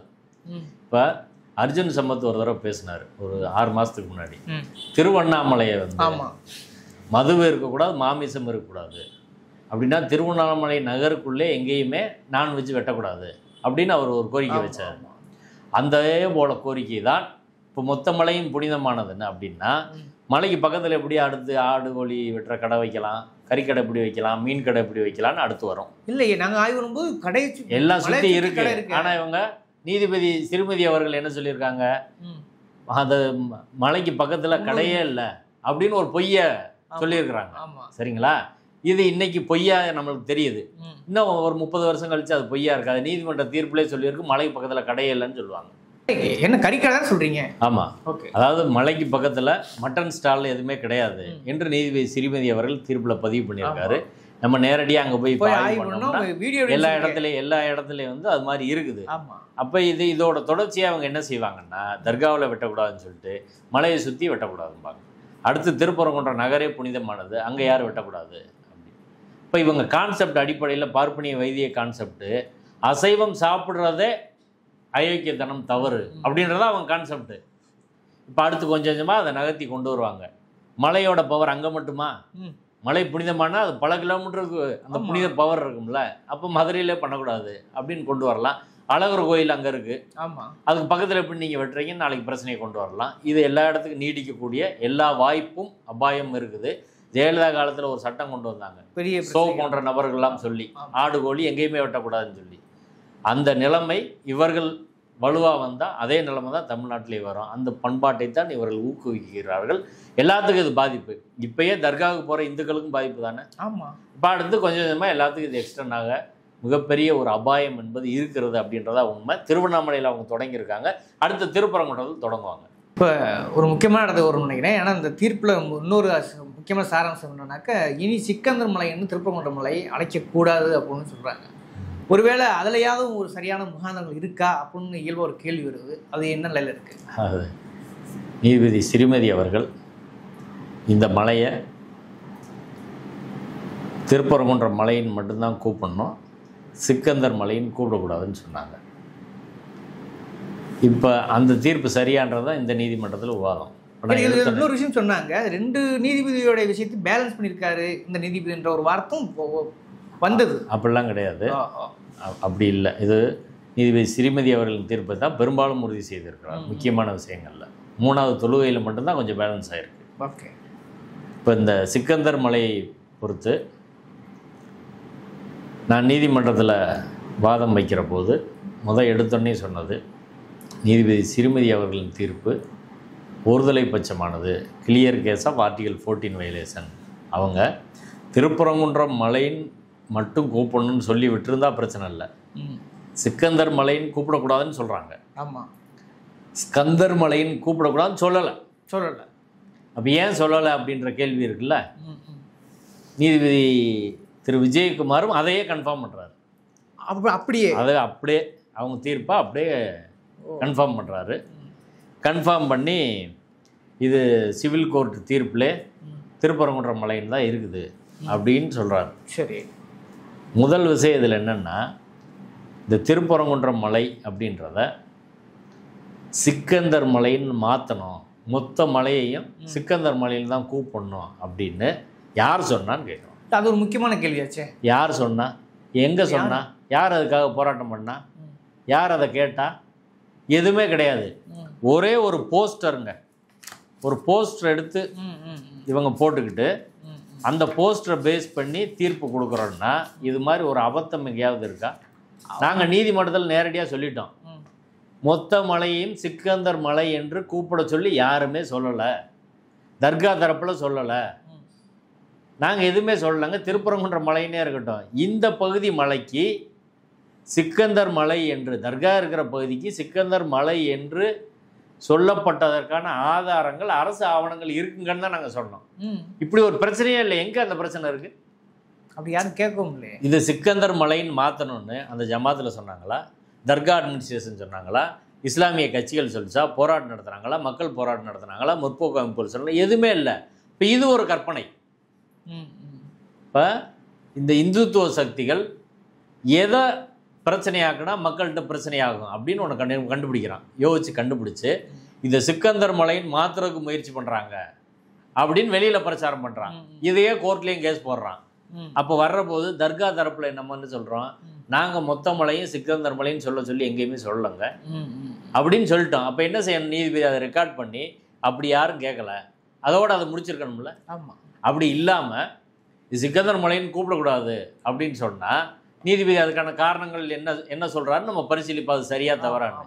நீதிபதி என்ன சொல்கிறாருன்னா, 1923 ராமையர் தீர்ப்பு இருக்குல்ல, அந்த தீர்ப்புல திருப்பரங்குன்றம் மலைன்னு சொல்கிறாங்க அப்படின்னு சொல்கிறாரு. சரி, நான் இந்த வழக்கில் வாதத்தில் முதல் பாயிண்ட்டாக நான் என்ன சொன்னேன்னா, இந்த வழக்கில் 1923 தீர்ப்பில் என்ன சொல்லப்பட்டிருக்குன்னு எடுத்து வாட்சி காட்டணும். அதில் குறிப்பாக பேரா 16ல் it may be useful in this connection to give a short account of the mosque பற்றி ஒரு சின்ன டிஸ்கஷன் அப்படின்னு சொல்கிறாங்க. That it is an ancient one admits of no doubt, இது பழமையானது என்பதில் எந்த சந்தேகமும் இல்லை. In exhibit 10 and extract from the register of மானியம்ஸ் ப்ரிப்பேர்ட் இன் 1815, நீதிமன்றத்தில் தாக்கல் செஞ்ச ஒரு டாக்குமெண்ட்டு, 10வது டாக்குமெண்ட்டாக தாக்கல் பண்ணியிருக்கிறாங்க. அது மானிய ரிஜிஸ்டர் 1815 வருவாய்த்துறையிடம் இருந்த மானிய ரிஜிஸ்டர். அதில் என்ன சொல்லியிருக்குன்னா, there is a statement that the village of Thanakkankulam had been granted to meet the expenses of the mosque at Sikandar Malai. Thanakkankulam கிராமத்தை அந்த தர்காவிற்கு பராமரிப்புக்காக பயன்படுத்துவதற்காக, அதாவது சிக்கந்தர் மலையில் உள்ள தர்காவிற்கு சொல்கிறார் பயன்படுத்துறதுக்காக அதை இனாமாக கொடுத்துருக்குறாங்க அப்படின்றது மானிய ரிஜிஸ்டரில் இருக்கு 1815 அப்படின்னு சொல்கிறாங்க. அடுத்து exhibit 12 and extract from the inam register of 1863, 1863 inam ரிஜிஸ்டரில் shows that the said village had been granted to the said mosque before 1799 AD. அந்த கிராமம் வந்து 1799 முன்னாடி கொடுக்கப்பட்டிருக்கு. அடுத்து references is made to the mosque and the Sikandar Malai இந்த Madura manual and Madura district gazetteer. Madurai district கெஜெட்டில், மதுரா மேனுவலில், இனாம் ரிஜிஸ்டரில், மானியம் ரிஜிஸ்டரில் 1815 இது சிக்கந்தர் மலைன்னு பதிவாயிருக்குன்னு நான் சொல்லலை, நீதிபதி ராமையர் பதிவு பண்ணியிருக்காரு. இதை நாங்கள் நீதிபதிகிட்ட கொடுத்துருக்குறோம். சரி, கவர்மெண்ட் தரப்பில் யூடிஆரை கொடுத்துருக்குறாங்க. நீதிபதி அவர்கள் என்ன சொல்கிறாருன்னா, யூடிஆர் இப்போ வந்த டாக்குமெண்ட்டு, அதை ஏற்றுக்கிற முடியாது, அதில் நிறைய தவறுகள் வேற இருக்குது அப்படின்னு சொல்கிறாரு. சரி, அதை நிராகரிங்க. இப்போ அவங்க தரப்பில் இந்த தீர்ப்பில் திருப்பரங்குன்ற மலைன்னு இருக்குன்னு சொல்லியிருக்காங்க. இப்போ நம்ம தரப்புலையும் தீர்ப்பில் மட்டும் இல்லை, தீர்ப்பில் அரசு ஆவணங்கள் என்னவா இருக்குது அப்படின்றத நம்ம சொல்லியிருக்கோம். இது அவங்க தரப்பு மறுக்கலை, நீதிபதியும் மறுக்கலை. அப்போ நீதிபதி என்ன செஞ்சுருக்கணும், இந்த இனாம் ரிஜிஸ்டர், மானியம் ரிஜிஸ்டர் 1815 இருக்குதுன்னு அதை நாங்கள் சொன்னதை எழுதி அதை மறுத்து தீர்ப்பு எழுதியிருக்கணும். இதை புறக்கணிச்சுட்டு போனால் என்ன நியாயம்? இது கடந்து போயிட்டாங்க. இதை இதை பற்றி சொல்லாமலே நீங்கள் சிவில் கோர்ட் ஜட்ஜ்மெண்ட்டில் name of the hillock has been mentioned as Thiruparankundram hill அப்படின்னு சொல்லி இதை தான் நீதிபதி சிறுமதி அவர் சொல்கிறாங்க. நான் அதை ஏற்றுக்கிறோன்னு நீங்கள் சொல்கிறீங்க. அதே தீர்ப்பில் நாங்கள் அவங்க முன்னாடி சொல்லியிருக்கோம், பேரா நம்பர் 16 இருக்குது, சிக்கந்தர் மலைன்னு இருக்குது அப்படின்னு. அது பற்றி நம்ம சர்வே மேப்பு கொடுத்துருக்குறோம், எல்லாத்தையும் நீதிமன்றத்தில் தாக்கல் பண்ணியிருக்கோம் அதுக்குரிய ஆதாரங்களை. நம்ம வந்து மொத்த மலையும் சிக்கந்தர் மலைன்னு கேட்கல. அதே சமயம் ரெவன்யூ ரெக்கார்டில் இப்படி இருக்குங்க. அதனால் திருப்பரங்குன்றம் மலை, முருகன் கோயில் இருக்கிறது ஒரு போர்ஷன், சிக்கந்தர் தர்கா இருக்கிறது இன்னொரு போர்ஷன். இதை வந்து ஒரு காலத்தில் சிக்கந்தர் மலைன்னு இந்த பகுதியை கூப்பிட்டுருக்குறாங்க. இப்போயும் நாங்கள் மொத்த மலையும் கூப்பிடணும்னு சொல்ல, இப்போயும் சிக்கந்தர் மலைன்னு கூப்பிடலாம் நாங்கள் சொல்ல, இந்த அருக்கு டாக்குமெண்ட்டுன்னு மட்டும் நாங்கள் சொல்லியிருக்கோம். ஒரு நீதிபதி இதை நேர்மையான முறையில் இருந்தால் என்ன செஞ்சுருக்கணும், இதையும் சொல்லணும்ல, இதையும் சொல்லி தானே சொல்லியிருக்கணும். ஆனால் கவர்மெண்டோட யூடிஆரை மட்டும் சொல்கிற நீதிபதி தீர்ப்பில் ஒரு பகுதியை நீதிபதி சிறுமதி அவர்கள் சொன்னதை சொல்லுகிற நீதிபதி இன்னொரு பகுதியை சொல்லாமல் விட்டது எப்படி சரின்றதான் கேள்வி. அப்போ அது நேர்மையான அணுகுமுறை இல்லை. நீதிபதி இன்னொரு விஷயத்தை என்ன சொல்கிறாருன்னா, தொல்லியல் துறை, ஒன்றிய அரசின் தொல்லியல் துறை வந்து என்ன சொல்கிறாங்கன்னா, இதில் 172 ஏக்கர் மொத்த மலையும் 1908 அதற்கப்புறம் வந்து ஒன்றிய அரசோட தொல்லியல் துறை சார்பில் அடிஷனல் சொலிசிட்டர் ஜெனரல் அவர் திரு ஏஆர்எல் சுந்தரேசன் ஆஜராகி அவர் 1/9/1908 ஆர்கியாலஜிக்கல் சர்வே ஆஃப் இந்தியா டிபார்ட்மெண்ட்டிலேருந்து ஒரு நோட்டிஃபிகேஷன், 20/20/1923 ஒரு ஆன்சியன் மானுமெண்ட்ஸ் ப்ரிசர்வேஷன் ஆக்ட் 1904 கீழ் 2 நோட்டிஃபிகேஷன் கொடுக்குறாங்க. அதில் த என்டையர் திருப்பரங்குன்றம் கில்லா comprising a total land area of 172.70 acres have been declare to be a protected monuments அப்படின்னு சொல்கிறாரு. அடுத்து செக்ஷன் 19 படி வந்து இவங்களுக்கு தர்காக்காரங்க ஓனராக இருந்தாலும் கூட எங்கள் அனுமதி கேட்டு தான் அதை அவங்க பயன்படுத்த முடியும் அப்படின்னு வந்து சொல்கிறாரு. நம்ம இதற்கு பிறகு சிவில் கோர்ட் தீர்ப்பு சொல்லியிருக்கு. இன்றைக்கி வரை அந்த தீர்ப்பு குறித்து ஆர்கியாலஜி சர்வே வந்து எதுவுமே பண்ணலை. அது சுதந்திரம் அடைஞ்ச பிறகு ஒரு அப்பீல் போடணுன்றதும் பண்ணலை. ஒன்று. ரெண்டாவது, இப்போ 172 ஏக்கர் மொத்த மலையும் ஆர்கியாலஜிக்கல் சர்வேக்கு தான் சொந்தமானது அப்படின்னா அதில் எது செஞ்சாலும், ஆடு வழி வெட்டினாலும், சமைச்சாலும், உணவு பரிமாறினாலும், கடை வைக்கினாலும், எதுக்குனாலும் எங்களை கேட்காம பண்ணக்கூடாதுன்னு சொல்கிறாங்க. இப்போ நீதிமன்றத்தில் நீதிபதி இதை கேட்டார். நீதிபதி விஜயகுமார் அவர்கள் சென்ட்ரல் கவர்மெண்ட்டை கேட்குறாரு, சரிங்க தர்காவுக்கு நீங்கள் சொல்கிறீங்க, கோயிலுக்கு அது பொருந்துமா இல்லையான்னு கேட்டார். சரி, அவங்க வந்து உடனே அப்படி இப்படின்னாங்க, நாங்கள் மதியம் சொல்கிறோம் அப்படின்னாங்க. சரி, அப்புறம் மதியம் வந்து கேட்டப்ப இது கோயிலுக்கு பொருந்தாதுன்னு தான் நினைக்கிறோம் அப்படின்ற மாதிரி சொல்லிட்டு போயிட்டாங்க. அதே நழுவலான பதிலாக இருக்கு. ஆமாம். இப்போ உண்மை என்னன்னா 172 ஏக்கரும் மொத்த மலையும் தொல்லியல் துறை கட்டுப்பாட்டில் இருந்தால் இங்கே ஆடுகோழி கொண்டு போகிறது நீதிபதி அவர்கள்னா ஆடுகோழி கொண்டு போகிறதோ வேறு எந்த நடவடிக்கையோ தொல்லியல் துறை கேட்டு தான் செய்யணுன்றது தான் நீதிபதி அவங்க சொன்னதை ஏற்றுக்கிட்டு இருக்காரு. ஓகே, இது கோயிலுக்கு பொருந்துமா இல்லையா? அந்த தொல்லியல் துறை சட்டத்தில் விதிகளில் எல்லாத்துலேயும் வந்து அங்கே கட்டணம் கட்டணும்னா, கடை வைக்கணும்னா, அங்கே உணவு சமைக்கணும்னா, உணவை பரிமாறணும்னா எல்லாத்துலேயும் அவங்கள்ட்ட பெர்மிஷன் வாங்கணும். கோயில் பெர்மிஷன் வாங்கியிருக்கான்னு கேள்வி. இதுவரை வாங்கலைன்னு எல்லாருக்கும் தெரியும். கோயில் தொல்லியல் துறையிலேருந்து இதுவரை எந்த பெர்மிஷன் வாங்கலை. அப்படி கோயிலுக்கு இல்லாத போது தர்காவுக்கு மட்டும் நீதிபதி அந்த நிபந்தனையை விதிப்பது என்பது எந்த வகையில் சரி? ரெண்டு பேரும் சமமாதானே பார்க்கணும். அப்போ முழு தொல்லியல் துறை கட்டுப்பாட்டில் இருந்தால் கோயிலும் தொல்லியல் துறையிட்ட கேட்டு தான் செய்யணும். இதுவரை செஞ்சதெல்லாம் தவறு நீதிபதி சொல்லணுமா இல்லையா? ஒரு நடுநிலையில் இருக்கக்கூடிய நீதிபதி அரசியல் சட்டத்தில் 2 பேருக்கு தான் அந்த உரிமை இருக்குது. இப்போ ஆர்கியாலஜிக்கல் சர்வே ஒரு அந்த 172 ஏக்கர் எடுக்கிறான்னா எல்லா மலையும் தானே. அப்போ அந்த மலையில் எது செஞ்சாலும் அவங்களை கேட்காம செய்யக்கூடாது. கோயிலுக்கு எத்தனை கட்டடம் கட்டியிருக்கிறாங்க? கேட்ட அனுமதி வாங்கின அதை என்னைக்காலும் கேட்டிருக்கானா? சரி, நீதிமன்றம் இப்போ கேட்டிருக்கா? இப்போ அங்கே கடை வச்சிருக்கிறாங்க, அங்கே சமைக்கிறாங்க, அங்கே மடப்பள்ளின்னு இருக்குல்ல, அங்கே சமைக்கிறாங்க, சாப்பாடு பரிமாறுறாங்க. இப்போ தர்காவுக்கு ஆடு கோழி கொண்டு போய் வெட்டி அங்கே சமைச்சு பரிமாறக்கூடாது, தொல்லியல் துறை கேட்டு தான் பண்ணணும்னு சொல்கிற நீதிபதி கோயிலுக்கு அது பொருந்துன்னு ஏன் சொல்லலை? அப்போ அது எப்படி இது சரிசமமான தீர்ப்பு அப்படின்னு நம்ம பார்க்க முடியும்? அரசியல் சட்டப்படியான தீர்ப்புன்னு எப்படி பார்க்க முடியும்? அப்பட்டமாக கடந்து போன மாதிரி தெரியுது. ஆமாம், அப்பட்டமாக இதை அப்படியே வந்து அவங்க தரப்பை ஏற்றுக்கிட்டு இந்த கேள்வியை கேட்கலனாலும் பரவாயில்ல, நீதிமன்றத்தில் கேட்டார், அவங்க சரியான பதில் சொல்ல முடியல. அப்போ தீர்ப்பில் வரணும்ல, தீர்ப்பில் வரணும். அதை பற்றி எதுவுமே சொல்லாமல் கடந்து போகிறது. அதான் சொல்கிறேன், இது வந்து ஒரு சரியான கண்ணோட்டத்தில் அணுகுமுறையில் எழுதப்பட்ட ஒரு தீர்ப்பாகவே இல்லை. சொல்லி கடந்து போங்க, இதுக்கு பதில் வேணும்ல. யாருனாலும் இதை கேட்பாங்கல்ல. 172 ஏக்கர்னா கோயிலுக்கு அது பொருந்துமா இல்லையா? கோயில் மட்டும் இல்லை, பக்கத்தில் இருக்க ஏரியாவுக்கெல்லாம் சேர்த்து பொருந்தும். அதுலேருந்து ஒரு 100 மீட்டர் 200 மீட்டர் வரை ஒரு பிரச்சனை. அப்போ இஸ்லாமியர்களுக்கு மட்டும் இது அநீதி இழைக்கப்படும். ஒரு இஸ்லாமியர் இதை யோசிச்சு பார்க்குறான்னு வைங்க, என்னடா அது நம்ம மெயின்டெனன்ஸு கேட்டோம், மெயின்டெனன்ஸ்னா அது கொடுத்துருக்காங்களா இல்லையா? அந்த கொடுக்கல. ஆமாம், அந்த கட்டடங்களை பராமரிக்கிறது, அங்கே கரண்ட் கிடையாதுங்க, தண்ணி கிடையாதுங்க, டாய்லெட் இல்லை, இதெல்லாம் கட்டணும்னு கேட்குறாங்க. இதுக்கு இஸ்லாமியர்களுக்கு பெர்மிஷன் தர மாட்டாங்க. ஆனால் இங்கே கோயிலை பொறுத்தவரை எல்லா அனுமதியும் வழங்கப்படுகிறது.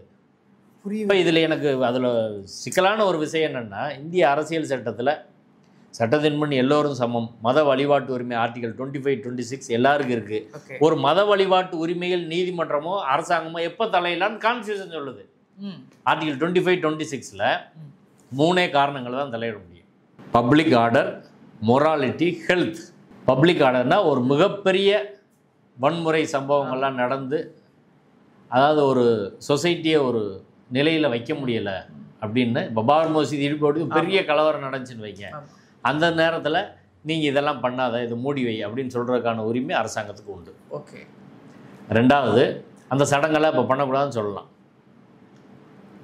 மொராலிட்டி, கான்ஸ்டியூஷனல் மொராலிட்டி, அரசியல் சட்டத்துக்கு முரணான அங்கே விஷயங்கள், ஸ்கீம் ஆஃப் கான்ஸ்டியூஷனுக்கு எதிரான விஷயங்கள் அங்கே நடக்குதுன்னு வைங்க, அதில் அரசாங்கம் தலையிட்டு அதை தடுக்கலாம். இப்போ ஒரு உதாரணத்தை எடுத்துக்கிட்டால், குறிப்பிட்ட சாதியை சேர்ந்தவர்கள், பட்டியல் சமூகத்தை சேர்ந்தவர்கள் கோயிலுக்குள்ளே வந்தால் தீட்டுப்பட்டுரும், இது எங்கள் இந்து மத நம்பிக்கை அப்படின்னு ஒருத்தர் நீதிமன்றத்துக்கு வராரு, இல்லை அப்படி வர்றவங்கள தடுக்கிறாரு, வர்றவங்கள அடிக்கிறாங்கன்னு வைங்க. அரசியல் சட்டம் கான்ஸ்டியூஷன் மொராலிட்டி என்ன சொல்லுது? சட்டத்தின் முன் எல்லோரும் சமம், எல்லோருக்கும் வழிபாட்டு உரிமை உண்டு, இந்து மத நிறுவனங்களை எல்லாருக்கும் திறந்து வைக்கணும்னு ஆர்டிகல் 25 2B இருக்குது. ஓகே. அப்போ அரசியல் சட்டத்தின் கண்ணோட்டம் என்பது, அரசியல் சட்டத்தின் விழுமியம் என்பது எல்லா மக்களுக்கும் வழிபாட்டு உரிமை உண்டுன்றதான். இதை ஒருத்தன் தடுக்கிறான்னு வைங்க, ஸ்டேட் கவர்மெண்ட்டு போலீஸை போட்டு அவனை தூக்கி ஜெயிலில் போட்டு மக்களை கோயிலுக்குள்ளே விடலாம். இதுதான் கான்ஸ்டியூஷனல் மொராலிட்டி. கண்டிப்பாக. இப்போ கான்ஸ்டியூஷனல் மொராலிட்டிக்கு எதிரான ஒரு நடவடிக்கை இருந்தால் அரசாங்கமோ கோர்ட்டோ தலையிடலாம். இங்கே அப்படி ஏதாவது இருக்கா? இல்லையே. ஹெல்த்து, கொரோனா மாதிரி சூழ்நிலையில் எல்லா வழிபாட்டு தளத்தையும் மூடு, நீ ஆடு கோழியை வெட்டக்கூடாது, முருகனுக்கும் படையல் பண்ணக்கூடாது, எந்த கோயிலும் நீ வைக்கக்கூடாது அப்படின்னு சொல்லலாம். இந்த 3 காரணங்கள் தவிர வேறு எந்த காரணங்களுக்காகவும் ஒருவருடைய மத நம்பிக்கை, மத வழிபாட்டு உரிமை சடங்குல நீதிமன்றமோ அரசோ தலையிட முடியாதுன்னு 7 நீதிபதிகள் கொண்ட அமர்வு சிரூர் மத்து கேஸில் 1954 தீர்ப்பு சொல்லியிருக்காங்க. அதற்கு பிறகு இந்த தீர்ப்பு தொடர்ந்து ஃபாலோ. நான் நீதிமன்றத்தில் சொன்னேன், ஆர்டிகல் 25(6) பாருங்கள். ஆர்டிகல் 25 கீழே தான் அனுமன் சேனாக்கார் கோர்ட்டுக்கு வந்திருக்காரு.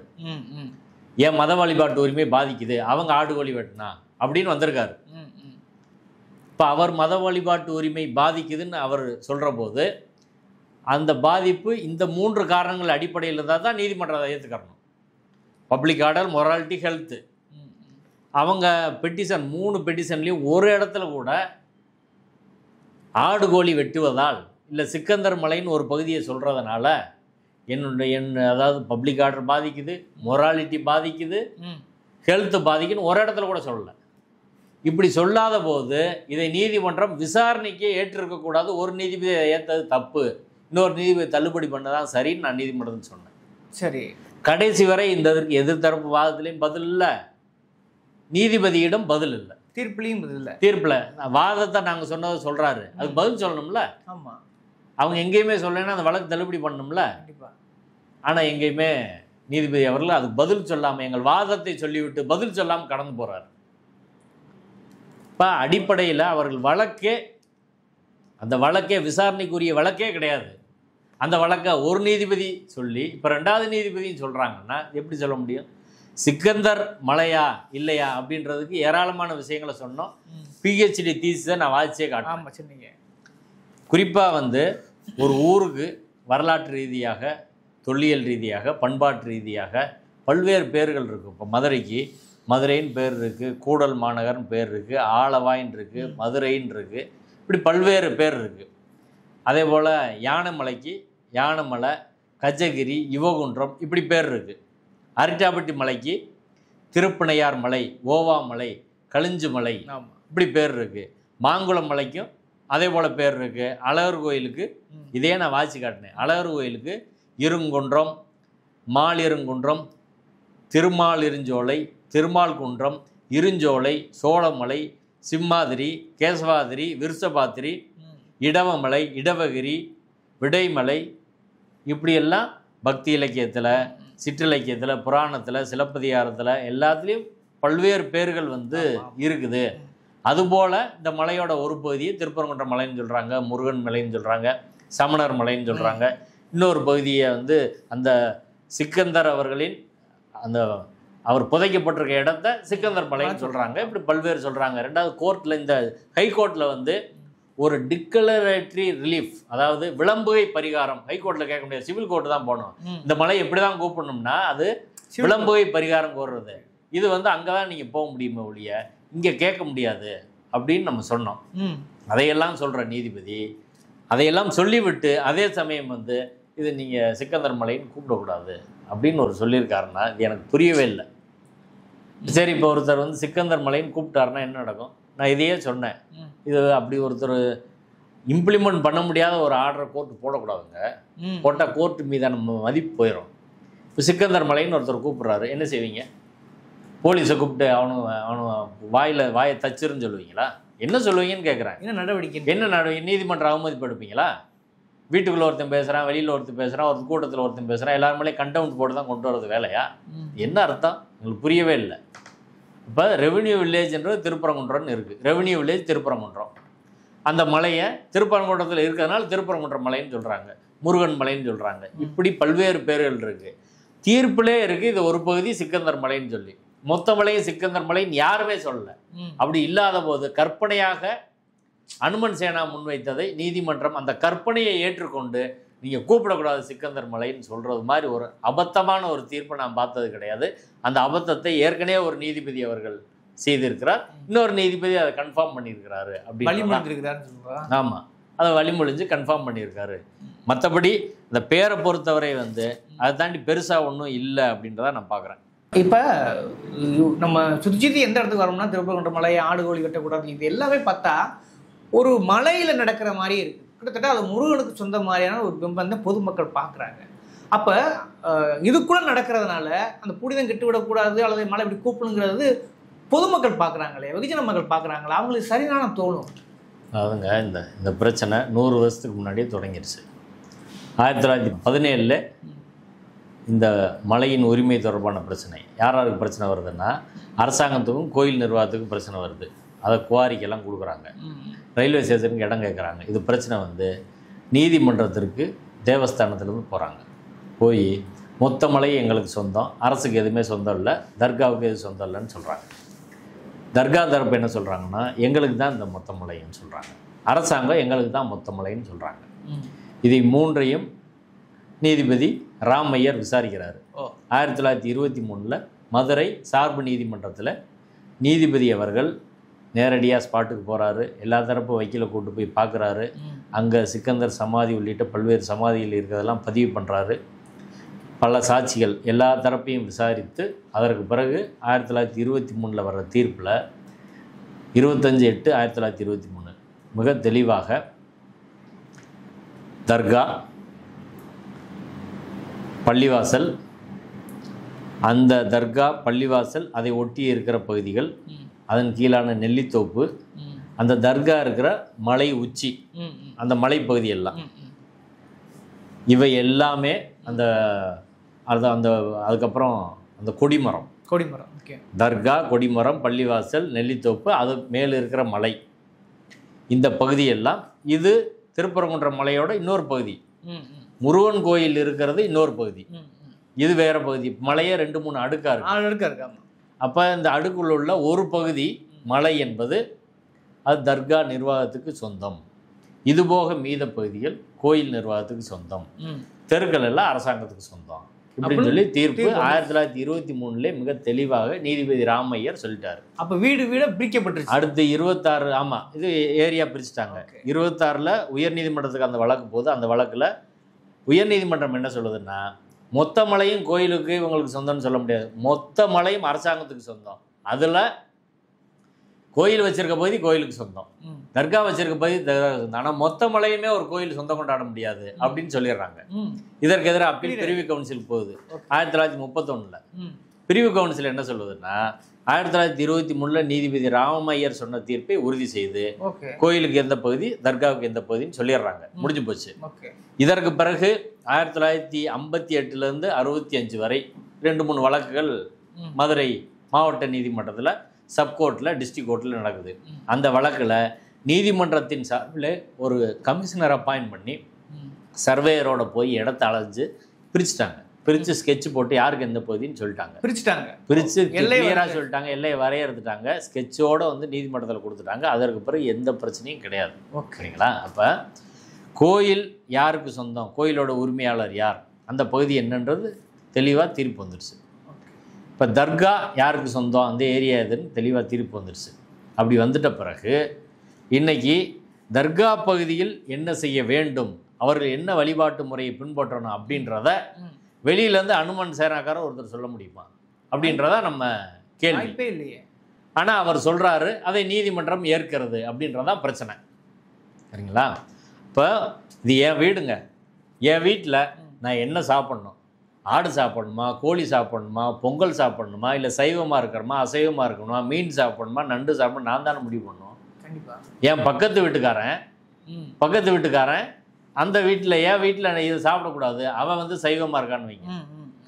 பக்கத்து வீட்டில் ஒரு ஐயர் இருக்கார், எனக்கு பக்கத்து வீட்டில் ஒரு பூணூல் போட்ட ஐயர், அவர் சைவ சாப்பாடை விரும்பி சாப்பிடக்கூடியவர். அங்கிட்டு நான் பக்கத்து வீட்டில் இருக்கேன், என் பக்கத்து வீட்டில் இருக்கவர் அசைவம் சாப்பிட்றாரு, அந்த வாடையெல்லாம் இங்கிட்டு வருது, அவர் சாப்பிடக்கூடாது அப்படின்னு கோர்ட்டுக்கு வந்தால் கோர்ட்டு ஏற்குமா சொல்லுங்கள்? மடத்தனமாக இருக்குங்களா? அதே போல் நான் ஃபைல் பண்ணாலும் அது மடத்தனம் தான். நான் அசைவம் சாப்பிட்றேன், பக்கத்து வீட்டு ஐயர் பொங்கலாக சாப்பிட்றாரு, எனக்கு எரிச்சலாக இருக்குது, சாம்பார் வாடை எனக்கு பிடிக்கவே இல்லை சுத்தமாக, அவர் சாப்பிடக்கூடாது, நான் கோர்ட்டுக்கு போனால் கோர்ட்டு ஏற்றுக்கிறோமா? முறையில்லாதது இல்லை. இதுதான் இப்போ நடந்திருக்கு. ஆனால் பக்கத்து வீட்டுக்காரரு நான் வந்து ஆடு சாப்பிடக்கூடாதுன்னு கோர்ட்டுக்கு போகிறாரு, கோர்ட்டு அதை ஏற்றுக்கிடுச்சு. ஏன்னா நான் பாய், பக்கத்து வீட்டு பாயோட பேரே மாற்ற சொல்கிறாங்க இப்போ. ஆமாம், பக்கத்து வீட்டு பாய் வந்து அந்த ஏரியா சிக்கந்தர் தர்கா இருக்கு, அந்த வீட்டோட சிக்கந்தர். ஆமாம், நான் என்ன கேட்குறேன்னா அந்த வீட்டில் வந்து இப்போ வீட்டில் போர்டு சிக்கந்தர், அதான் சிக்கந்தர் பாய் வீடு, சிக்கந்தர் மலை, சிக்கந்தர் தர்கா அப்படின்னு வருதில்ல, சிக்கந்தர்ன்னு நீ வைக்காத அப்படின்னு சொல்றாங்க. பக்கத்து வீட்டுக்கார பேரே அங்கே வைக்க சொல்றாங்க. திருப்பரங்குன்ற மலை மொத்தங்க, அதுல ஒரு போர்ஷன் முருகன் இருக்கிற பகுதி, இன்னும் ஒரு போர்ஷன் வந்து நகர் மாதிரி, அண்ணா தெரு மாதிரி. ஆமா, இவங்களுக்கு ஒரு பகுதி. இப்போ கேகே நகர்ல பல பகுதி இருக்கு, இது 8வது தெரு, அங்கிட்டு 7வது தெரு, 6வது தெருன்னு இருக்கு. அந்த மாதிரி இது எம்ஜிஆர் தெரு, அது கலைஞர் தெரு, இப்படி பேர் இருக்கும். சரிங்களா? எம்ஜிஆர் தெருவுக்குள்ளே தான் கலைஞர் தெருவுலேயும் வைக்கணும்னா என்ன அர்த்தம்? அந்த தெருவில் இருக்கவங்க அவங்க அதை முடிவு பண்ணுறாங்க, இல்லை அந்த கார்பரேஷன் முடிவு பண்ணணும், இல்லை அந்த வீட்டில் அந்த வீட்டுக்கு ஒருத்தருக்கு சொந்தமான வீடு அல்லது தர்கா அவங்களுக்கு சொந்தமான ப்ராப்பர்ட்டின்னு சொன்ன பிறகு அதுக்குரிய பேர் அவங்க தான் தீர்மானிப்பாங்க. ரெண்டாவது, அவங்க என்ன சாப்பிடணும்னு அவங்க தான் தீர்மானிப்பாங்க. வழிபாட்டு முறையில் அவங்க தான் சொல்ல முடியும். இன்னைக்கு ஒன்று நிறுத்துவாங்க, நாளைக்கு புதுசாக ஒன்று தொடங்குவாங்க. அது யார் கேட்க முடியும்? அது அரசியல் சட்டத்துக்கு முரணாக இருக்கக்கூடாது, அவ்வளோதான். இப்போ கோயில் வழிபாட்டு முறையில் பூரா தர்கா தலையிட்டா ஏற்றுக்குருவீங்களா? ஐபிஎல்லையே. அப்போ இந்த சிக்கந்தர் தர்கா பேர் பிரச்சனையை பொறுத்தவரை, சிக்கந்தர் மலைன்ற பேர் பிரச்சனையை பொறுத்தவரை உண்மையில் மொத்த மலையும் சிக்கந்தர் மலைன்னு யாரும் சொல்ல அவங்க ஏரியாவில் இப்படி இருக்குதுன்னு தான் நம்ம சொல்கிறோம். ஆனால் நீதிமன்றம் இவங்களுடைய அரசியலுக்கு பலியாக இருக்கிறது. இந்த பிரச்சனையை உருவாக்குனது யாரு? சங் பரிவார அமைப்புகள். அவங்க இல்லாத ஒரு பிரச்சனையை கொண்டு வந்து இஸ்லாமியர்கள் மீது வெறுப்பை விதைப்பதற்காக அரசியலுக்காக ஒரு விஷயத்தை கொண்டு வரான். அந்த அரசியல் காரணங்களுக்கு 2 நீதிபதிகள் பலியாகி இந்த தீர்ப்பு வழங்கியிருக்காங்கன்னு தான் அதை பார்க்க முடியும். அதான் அதிர்ச்சியாக இருக்குது. இப்போ நம்ம ஒரு ரீதியான எடுத்துக்கணும்னா, ஒரு நீதிபதி தீர்ப்புக்கு உள்நோக்கம் கற்பிக்கக்கூடாதுன்னு ஒரு போர்ஷன் இருக்கு. ஆமாம். ஆனால் நடந்துக்க பிரச்சனையை பார்த்தா விமர்சனம் முடியாமல் கடக்கவும் முடியாது. அப்போ தீர்ப்பு என்னன்னு சொல்வது, இது எப்படித்தான் பார்க்குறன்னு ஒரு கேள்வி இருக்குல்ல? இல்லை நீதிபதி தீர்ப்புக்கு இப்பயும் நம்ம உள்நோக்கம் இருக்குது அப்படின்னு சொல்லலை. நீதிபதிகளின் கண்ணோட்டம் அரசியல் சட்டத்தின் பார்ப்பட்டதாக இருக்கிறதா? சட்டத்தின் முன்னாடி 2 பேரும் சமமாக பார்க்குறாங்களா? ஒரு அனுமன் சேனாக்காரன் இங்கே தர்காவுக்கு வர்றவங்க இருக்கிறாங்க, 2 பேரையும் சமமாக பார்க்குறாங்களா? கொடுத்த எவிடன்ஸ் எல்லாம் சரியாக பரிசீலிக்கிறாங்களா? அப்படி இல்லைன்றது தான். ரெண்டாவது, அரசியல் சட்டத்தின் மிக அடிப்படையான ஒரு கோட்பாடு ஃபெட்டர்னிட்டி, சகோதரத்துவம். சகோதரத்துவம் இருந்தால் தான் அங்கே சமத்துவம் இருக்கும். அப்போ சகோதரத்துவம், சமத்துவம், நீதி என்பது அரசியல் சட்டத்தின் மாற்ற முடியாத அடிப்படை கோட்பாடுகள். ஒரு நீதிபதி தீர்ப்பு வழங்குற போது அதை எப்போதும் மனசில் வச்சுக்கணும். சரிங்களா? அப்போ அந்த கோட்பாடுகள் மீறப்பட்டிருக்கு. இஸ்லாமியர்களுக்கு உண்மையிலே அந்த பேரே இல்லைன்னு வைங்க, ஆனால் அவங்க மைனாரிட்டி, நம்ம நாட்டில் இருக்க கெஸ்ட் போல் அவங்க. அவர்கள் சகோதரத்துவ அடிப்படையில் பார்க்குறதுன்னா ரைட்டு, பழனி மலை இருக்குது, யானை மலை இருக்குது, இப்படி பல்வேறு மலைகள் முருகன் பேரில், திருத்தணியில் பல்வேறு மலைகள் முருகன் பேரால் இருக்குது, வேறு வேறு கடவுள் பேரால் இருக்குது. ஒரு மலையிலோட இஸ்லாமியர் பேர் இருக்கட்டும், ஒரு மலைக்கு சமணர் பேர் இருக்கட்டும், ஒரு மலைக்கு பௌத்தர் பேர் இருக்கட்டும், ஒரு மலைக்கு நாத்திகர் பேர் இருக்கட்டும், அப்படின்னு வைக்கிறதுல என்ன பிரச்சனை? அதான சகோதரத்துவம். கோர்ட்டு எதை என்ஷூர் பண்ணணும்? இப்போ நம்ம கூட என்ன தீர்மானம் போட்டோம்? மத நல்லிணக்க கூட்டமைப்புலேருந்து இதை மத நல்லிணக்க மலையாக அறிவிக்கணும். அங்கே 5-6 வழிபாட்டு முறை இருக்குது. எல்லா வழிபாட்டு முறையும் ஒன்றா இருக்கிற ஒரு அற்புதமான இடம் திருப்பரங்குன்றம் மலை. அதை சிதைக்கிறான்றதான் நம்ம பிரச்சனை. மதுரையோட மரபு அது, தமிழ்நாட்டின் மரபு அது. இப்போ நீதிமன்றம் என்ன கண்ணோட்டத்தில் அதை பார்க்கணும்? இப்போ ஏன் ஸ்கந்தர் மலைன்னு நீங்கள் கூப்பிடக்கூடாதுன்னு சொல்லல? சரி, சிக்கந்தர் மலைன்னு கூப்பிடக்கூடாது, ஸ்கந்தர் இப்போ கந்த மலைன்னு படம் எடுக்கிறான்ல, படம் எடுத்து இப்போ கச்சிராஜா படம் வருது இல்லை? கந்தர் மலைன்னு வருது, கந்தர் மலைன்னு வருது. அதுவும் அழைக்கக்கூடாது. அப்போ நீங்கள் திருப்பரங்குன்றம் மலைன்னு மட்டும்தான் கூப்பிடணும் அப்படின்னா அதோட விட்டுறணும் நீதிமன்றம். சிக்கந்தர் மலைன்னு கூப்பிடக்கூடாதுன்னு நீங்கள் சொல்கிறீங்க. இப்போ கந்த மலைன்னு இப்போ கூப்பிட்டுக்கலாம், பிரச்சனை கிடையாது. அப்போ எப்படி இது சரியா இருக்கு? நீதி கந்தமலை கூப்பிட்டா கண்டமன் பாயணம் ஹச்ராஜா மேலே அப்படி இல்லை, நீதிமன்ற தீர்ப்பில் இல்லை. அங்கே தான் நீங்கள் கவனமாக பார்க்கணும். தீர்ப்பு எப்படி இருக்கு? சிக்கந்தர் மலைன்னு கூப்பிட்டா தான் கண்டம்ட்டு, ஸ்கந்தர் மலைன்னு கூப்பிட்டா கண்டம்ட்டு கிடையாது. நீங்கள் வேற என்ன பேர்லையும் கூப்பிட்டுக்கலாம்.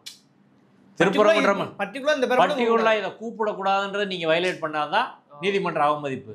இப்போ அந்த படம் வரலாம். இப்போ கந்தர் மலை என்றும் கூப்பிடக்கூடாது, சிக்கந்தர் மலைன்னு கூப்பிடக்கூடாது, கந்தர் மலைன்னு கூப்பிடக்கூடாது, திருப்பரங்குன்றம் மட்டும்தான் கூப்பிடணும்னா கந்தர் மலைன்னு படமே வர முடியாது. அப்போ எப்படி ஒரு ஸ்கீமா நடக்குதுன்றது பாருங்க. அப்போ அந்த தீர்ப்போட நுண்ணியமான வேறுபாட்டை நம்ம புரிஞ்சுக்கிற முடியும். இது விமர்சனம் நம்ம கடக்கவே முடியாது. ஏன்னா அரசியலமைப்பு ஒரு நம்பிக்கை இருக்கு நமக்கு. ஆமாம், அதாவது இப்போ இது நடந்திருக்கிறது என்ன அப்படின்னு பார்த்தா, அரசியலமைப்பின் மீதான நம்பிக்கை, நீதிமன்றத்தின் மீதான நம்பிக்கை, குறிப்பாக மதுரை உயர் நீதிமன்றம், இந்த மக்களுக்கெல்லாம் நீதி வழங்கன்னு பண்ற மதுரை உயர் நீதிமன்றத்தின் மீதான நம்பிக்கை மக்களிடம் சரிந்திருக்கிறது. ஒரு இஸ்லாமியர் இந்த நீதிமன்றத்தை நீ நம்புவாரா சொல்லுங்க? ஒரு மதச்சார்பற்ற ஜனநாயக சேர்த்து இந்த நீதிமன்றத்தை நம்புவாரா சொல்லுங்க? இப்போ இந்த தீர்ப்பின் வழியாக அரசியல் சட்டம் வீழ்த்தப்படுகிறது, அரசியல் சட்ட கோட்பாடுகள் வீழ்த்தப்படுகிறது, நீதி வீழ்த்தப்படுகிறது, நீதிமன்றத்தின் மீதான நம்பிக்கை வீழ்த்தப்படுகிறது, நீதித்துறையே வீழ்த்தப்படுகிறது, நீதித்துறை தனக்குள்ளே விழுந்துக்கிறது அப்படின்றத அந்த தீர்ப்பில் பார்க்கணும். இப்போ அரசாங்க தரப்பு இப்போ இதுக்கான எதிர்வினை என்ன நடந்தது? அதாவது இந்த வழக்கில் நீதிமன்றத்தில் அரசாங்க தரப்பில் சரியாக தான் பேசினாங்க. அதே சமயம் இந்த பிரச்சனையில் அரசாங்க அதிகாரிகளின் தரப்பு ஒரு முக்கியமான குற்றவாளிகள் என்பதை நாம் மறுக்கவே முடியாது. இந்த பிரச்சனையில் முதல் அக்யூஸ்ட் யாருன்னா மதுரை வீரன்ற இன்ஸ்பெக்டர், ஆர்எஸ்எஸ் சிந்தனை கொண்ட மதுரை வீரன் என்ற ஆய்வாளர். அவருக்கு உறுதுணையாக இருக்கிற உளவுத்துறை, அப்புறம் மதுரை கமிஷனர் லோகநாதன், அப்புறம் அது உளவுத்துறை தலைமை வரை போகுதுன்னு வைங்க. முத ராஜபாளையத்திலிருந்து வர்ற ஒரு குடும்பத்தை தடுத்து ஆட்டை பிடுங்கிட்டு அனுப்புனது மதுரை வீரன் இன்ஸ்பெக்டர். யார் சொல்லி அதை பண்ணார்? எங்கேருந்து அவருக்கான உத்தரவு வந்துச்சு? இன்னைக்கு வரை அந்த கேள்விக்கு பதில் கிடையாது. அந்த இன்ஸ்பெக்டர் இன்னைக்கு வரையும் மாற்ற மாட்டுறாங்க. அந்த கோயிலேருந்து பக்கத்தில் அதே திருப்பரங்குன்றத்தில் போட்டிருக்காங்க. அவன் தான் பிரச்சனை காரணங்க, இந்த மதுரை வீரன்ற ஆள். அடுத்து ஆர்டிஓ கண்ணன். அதனால இந்த தீர்ப்பில் முக்கியமாக ஆர்டிஓ கண்ணன். ஆர்டிஓ கண்ணன் இந்த வழக்கில் A2 A3 ஹெச்ஆர்என்சி அதிகாரி. அவர் அங்கே வந்து அப்போஸ் பண்ணுறாரு. பின்னாடி ஸ்டாண்டை மாற்றுறாங்க. ஆனால் அங்கே முத ஹெச்ஆர்என்சி சார்பில் கூட இந்து சமய அறநிலையத்துறை உதவி ஆணையர் தான் ஆடுகோழி வெட்டக்கூடாதுன்ற பிரச்சனையை துவங்குறாரு. அதை ஆர்டிஓ கண்ணன் வந்து அதை ஏற்றுக்கிறாரு. ரெண்டாவது, மிக முக்கியமாக இஸ்லாமியர்கள் இதை ஏற்றுக்கொள்ளவில்லை, அவங்க ஆவணம் கொடுத்தாங்க, இதெல்லாம் ரெக்கார்ட் பண்ணாமல் பொய்யை பதிவு பண்ணுறார் RTO Kannan. RTO Kannan A2, இவர் A3. இதை நம்ம பல தடவை சொல்லியாச்சு. ஆனால் ஆர்டிஓ கண்ணன் மீது நடவடிக்கை இருக்கா? கிடையாது. மதுரை வீரன் மீது நடவடிக்கை இருக்கா? கிடையாது. ஹெச்ஆர்என்சி ஏசி மேலே நடவடிக்கை இருக்கா? கிடையாது. அப்போ இந்த துறைக்கு அமைச்சராக இருக்கக்கூடிய சேகர் பாபு என்ன செய்கிறாரு? அடுத்து நீதிமன்றத்துக்கு வருதுங்க வழக்கு. நீதிமன்றத்திலே அங்கே சொன்னதே சொல்கிறாங்க. ஃபஸ்ட்டு நீதிபதிகள் நிசாபானு சிறுபதி முன்னாடி கோயில் தரப்பில் வச்ச வாதம், இந்துத்துவ அமைப்பு என்ன வாதம் வச்சாங்களோ அனுமன் சேனா வச்ச வாதத்தை தான் சேகர் பாபு தலைமையிலான ஹெச்ஆர்என்சி வச்சு அதிர்ச்சியாக இருக்கு. அப்படி தான் தீர்ப்பு வந்துச்சு. நம்ம அதுக்கப்புறம் வெளியில் இவங்களை எக்ஸ்போஸ் பண்ண பிறகு சேகர் பாபு ஒரு காவி அமைச்சர், அது காவித்துறையாக தான் செயல்படுது, பிஜேபி ஆர்எஸ்எஸ் வளர்ச்சிக்கு தான் அவங்க பயன்படுறாங்க என்று சொன்ன பிறகு தான், எக்ஸ்போஸ் பண்ண பிறகு நீதிமன்றத்தில் அவர்கள் நிலையை என்பது மாற்றிக்கொண்டார்கள். ஆனால் அந்த மாற்று நிலையை கூட நீதிபதி விஜயகுமார் அவர்கள் கணக்கில் கொள்ளவில்லை. அவங்க மாற்றிக்கிட்டாங்கன்னு எல்லாருடைய கருத்துக்களை சொல்லும்போது சொல்கிறாங்க, ஆர்கியூமெண்ட் என்னன்னு. ஆனால் அதற்கான நீதிமன்றத்தில் அவர் டிஸ்கஷனில் சொல்கிற போது மாற்றிக்கொண்ட சொந்தமாக எதுவுமே சொல்லாமல் பழையதவே சொல்கிறார் நீதிபதி அவர்கள். பழையதை அவங்க ஏற்கனவே நீதிபதி ஸ்ரீமதி நிசாபானு தலைமையிலான அமர்வில் வந்து என்ன பண்ணாங்களோ அதையே திரும்ப சொல்கிறாரு. இது எப்படி சரி? கோயில் ஸ்டாண்டை மாற்றிக்கிடுச்சு. அப்போ ஃபஸ்ட்டு ஒரு ஸ்டாண்ட் எடுத்து ரெண்டாவது ஒரு ஸ்டாண்ட் எடுத்துருக்குறாங்க. இந்த ரெண்டாவது ஸ்டாண்ட் மாத்திரம் நான் ஏற்கனவே சொல்லணும்ல. அப்போ இது கண் துடைப்பு மாதிரில இருக்குது. அவங்க ஸ்டாண்டை மாற்றிருக்கிறாங்க, அதையும் நீதிபதி ஏற்றுக்கிறணுமா இல்லையா? அப்போ அடிப்படையில் இந்த பிரச்சனையை துவங்கிறது அதிகார வர்க்கம் ஆர்எஸ்எஸ்க்கு உறுதுணையாக இந்த மண்ணில் பிஜேபி ஆர்எஸ்எஸ்ஸை வளர்ப்பதற்காக வேலை செய்தவர்கள் அந்த மதுரை வீரனும் கண்ணனும் ஹெச்ஆர்என்சி ஏசியும். அவர்களுக்கு மேலே இருக்க அத்தனை அதிகாரிகளும் அதுக்கு பொறுப்பு, அந்த அமைச்சர்களும் பொறுப்பு. இப்போ நம்ம பல தடவை இதை நம்ம வெளியில் சொன்னோம். ஆனாலும் கடைசி வரை வந்து அவங்க எப்படி இதை கையாண்டாங்கன்றது நம்மளுக்கு தெரியும். அவங்க போராட்டம் நடத்துகிற போது காவல்துறை எப்படி கையாண்டுச்சு, நீதிமன்றத்தில் எப்படி இவங்க கையாண்டாங்க, இதெல்லாம் நம்ம விமர்சனமாக வைத்திருக்கிறோம். அதற்கு பிறகு அந்த ஸ்டாண்டெல்லாம் மாறி நீதிமன்றத்தில் சொல்கிறாங்க. ஆனால் ஏற்கனவே எல்லாம் முடிஞ்சு போச்சு. பண்ணுற டேமேஜ் எல்லாம் ஏற்கனவே பண்ணிட்டாங்க. அதுக்கு பிறகு திரும்ப சொல்கிறதுக்கு என்ன இருக்குது? இப்போ இன்றைக்கி கூட இந்த தீர்ப்பு வந்த பிறகு கூட பெரிய கட்சிகள் யாரும் இன்ன வரையும் விமர்சனம் பண்ணல. திமுக வாயை மூடிட்டுருக்கு, அதிமுக வாயை மூடிட்டுருக்கு. இன்னும் எல்லா பெரிய கட்சிகளும் வாயை மூடிக்கொண்டு இருக்கிறார்கள். ஏன்? தீர்ப்பு தப்புன்னா தப்புன்னு சொல்லுங்கள். பாபர் மசூதி தீர்ப்பு அநீதி தப்புன்னு சொன்னாங்கள், எல்லாரும் சொல்லணும்ல. ஏன் சொல்ல மாட்டேறீங்க?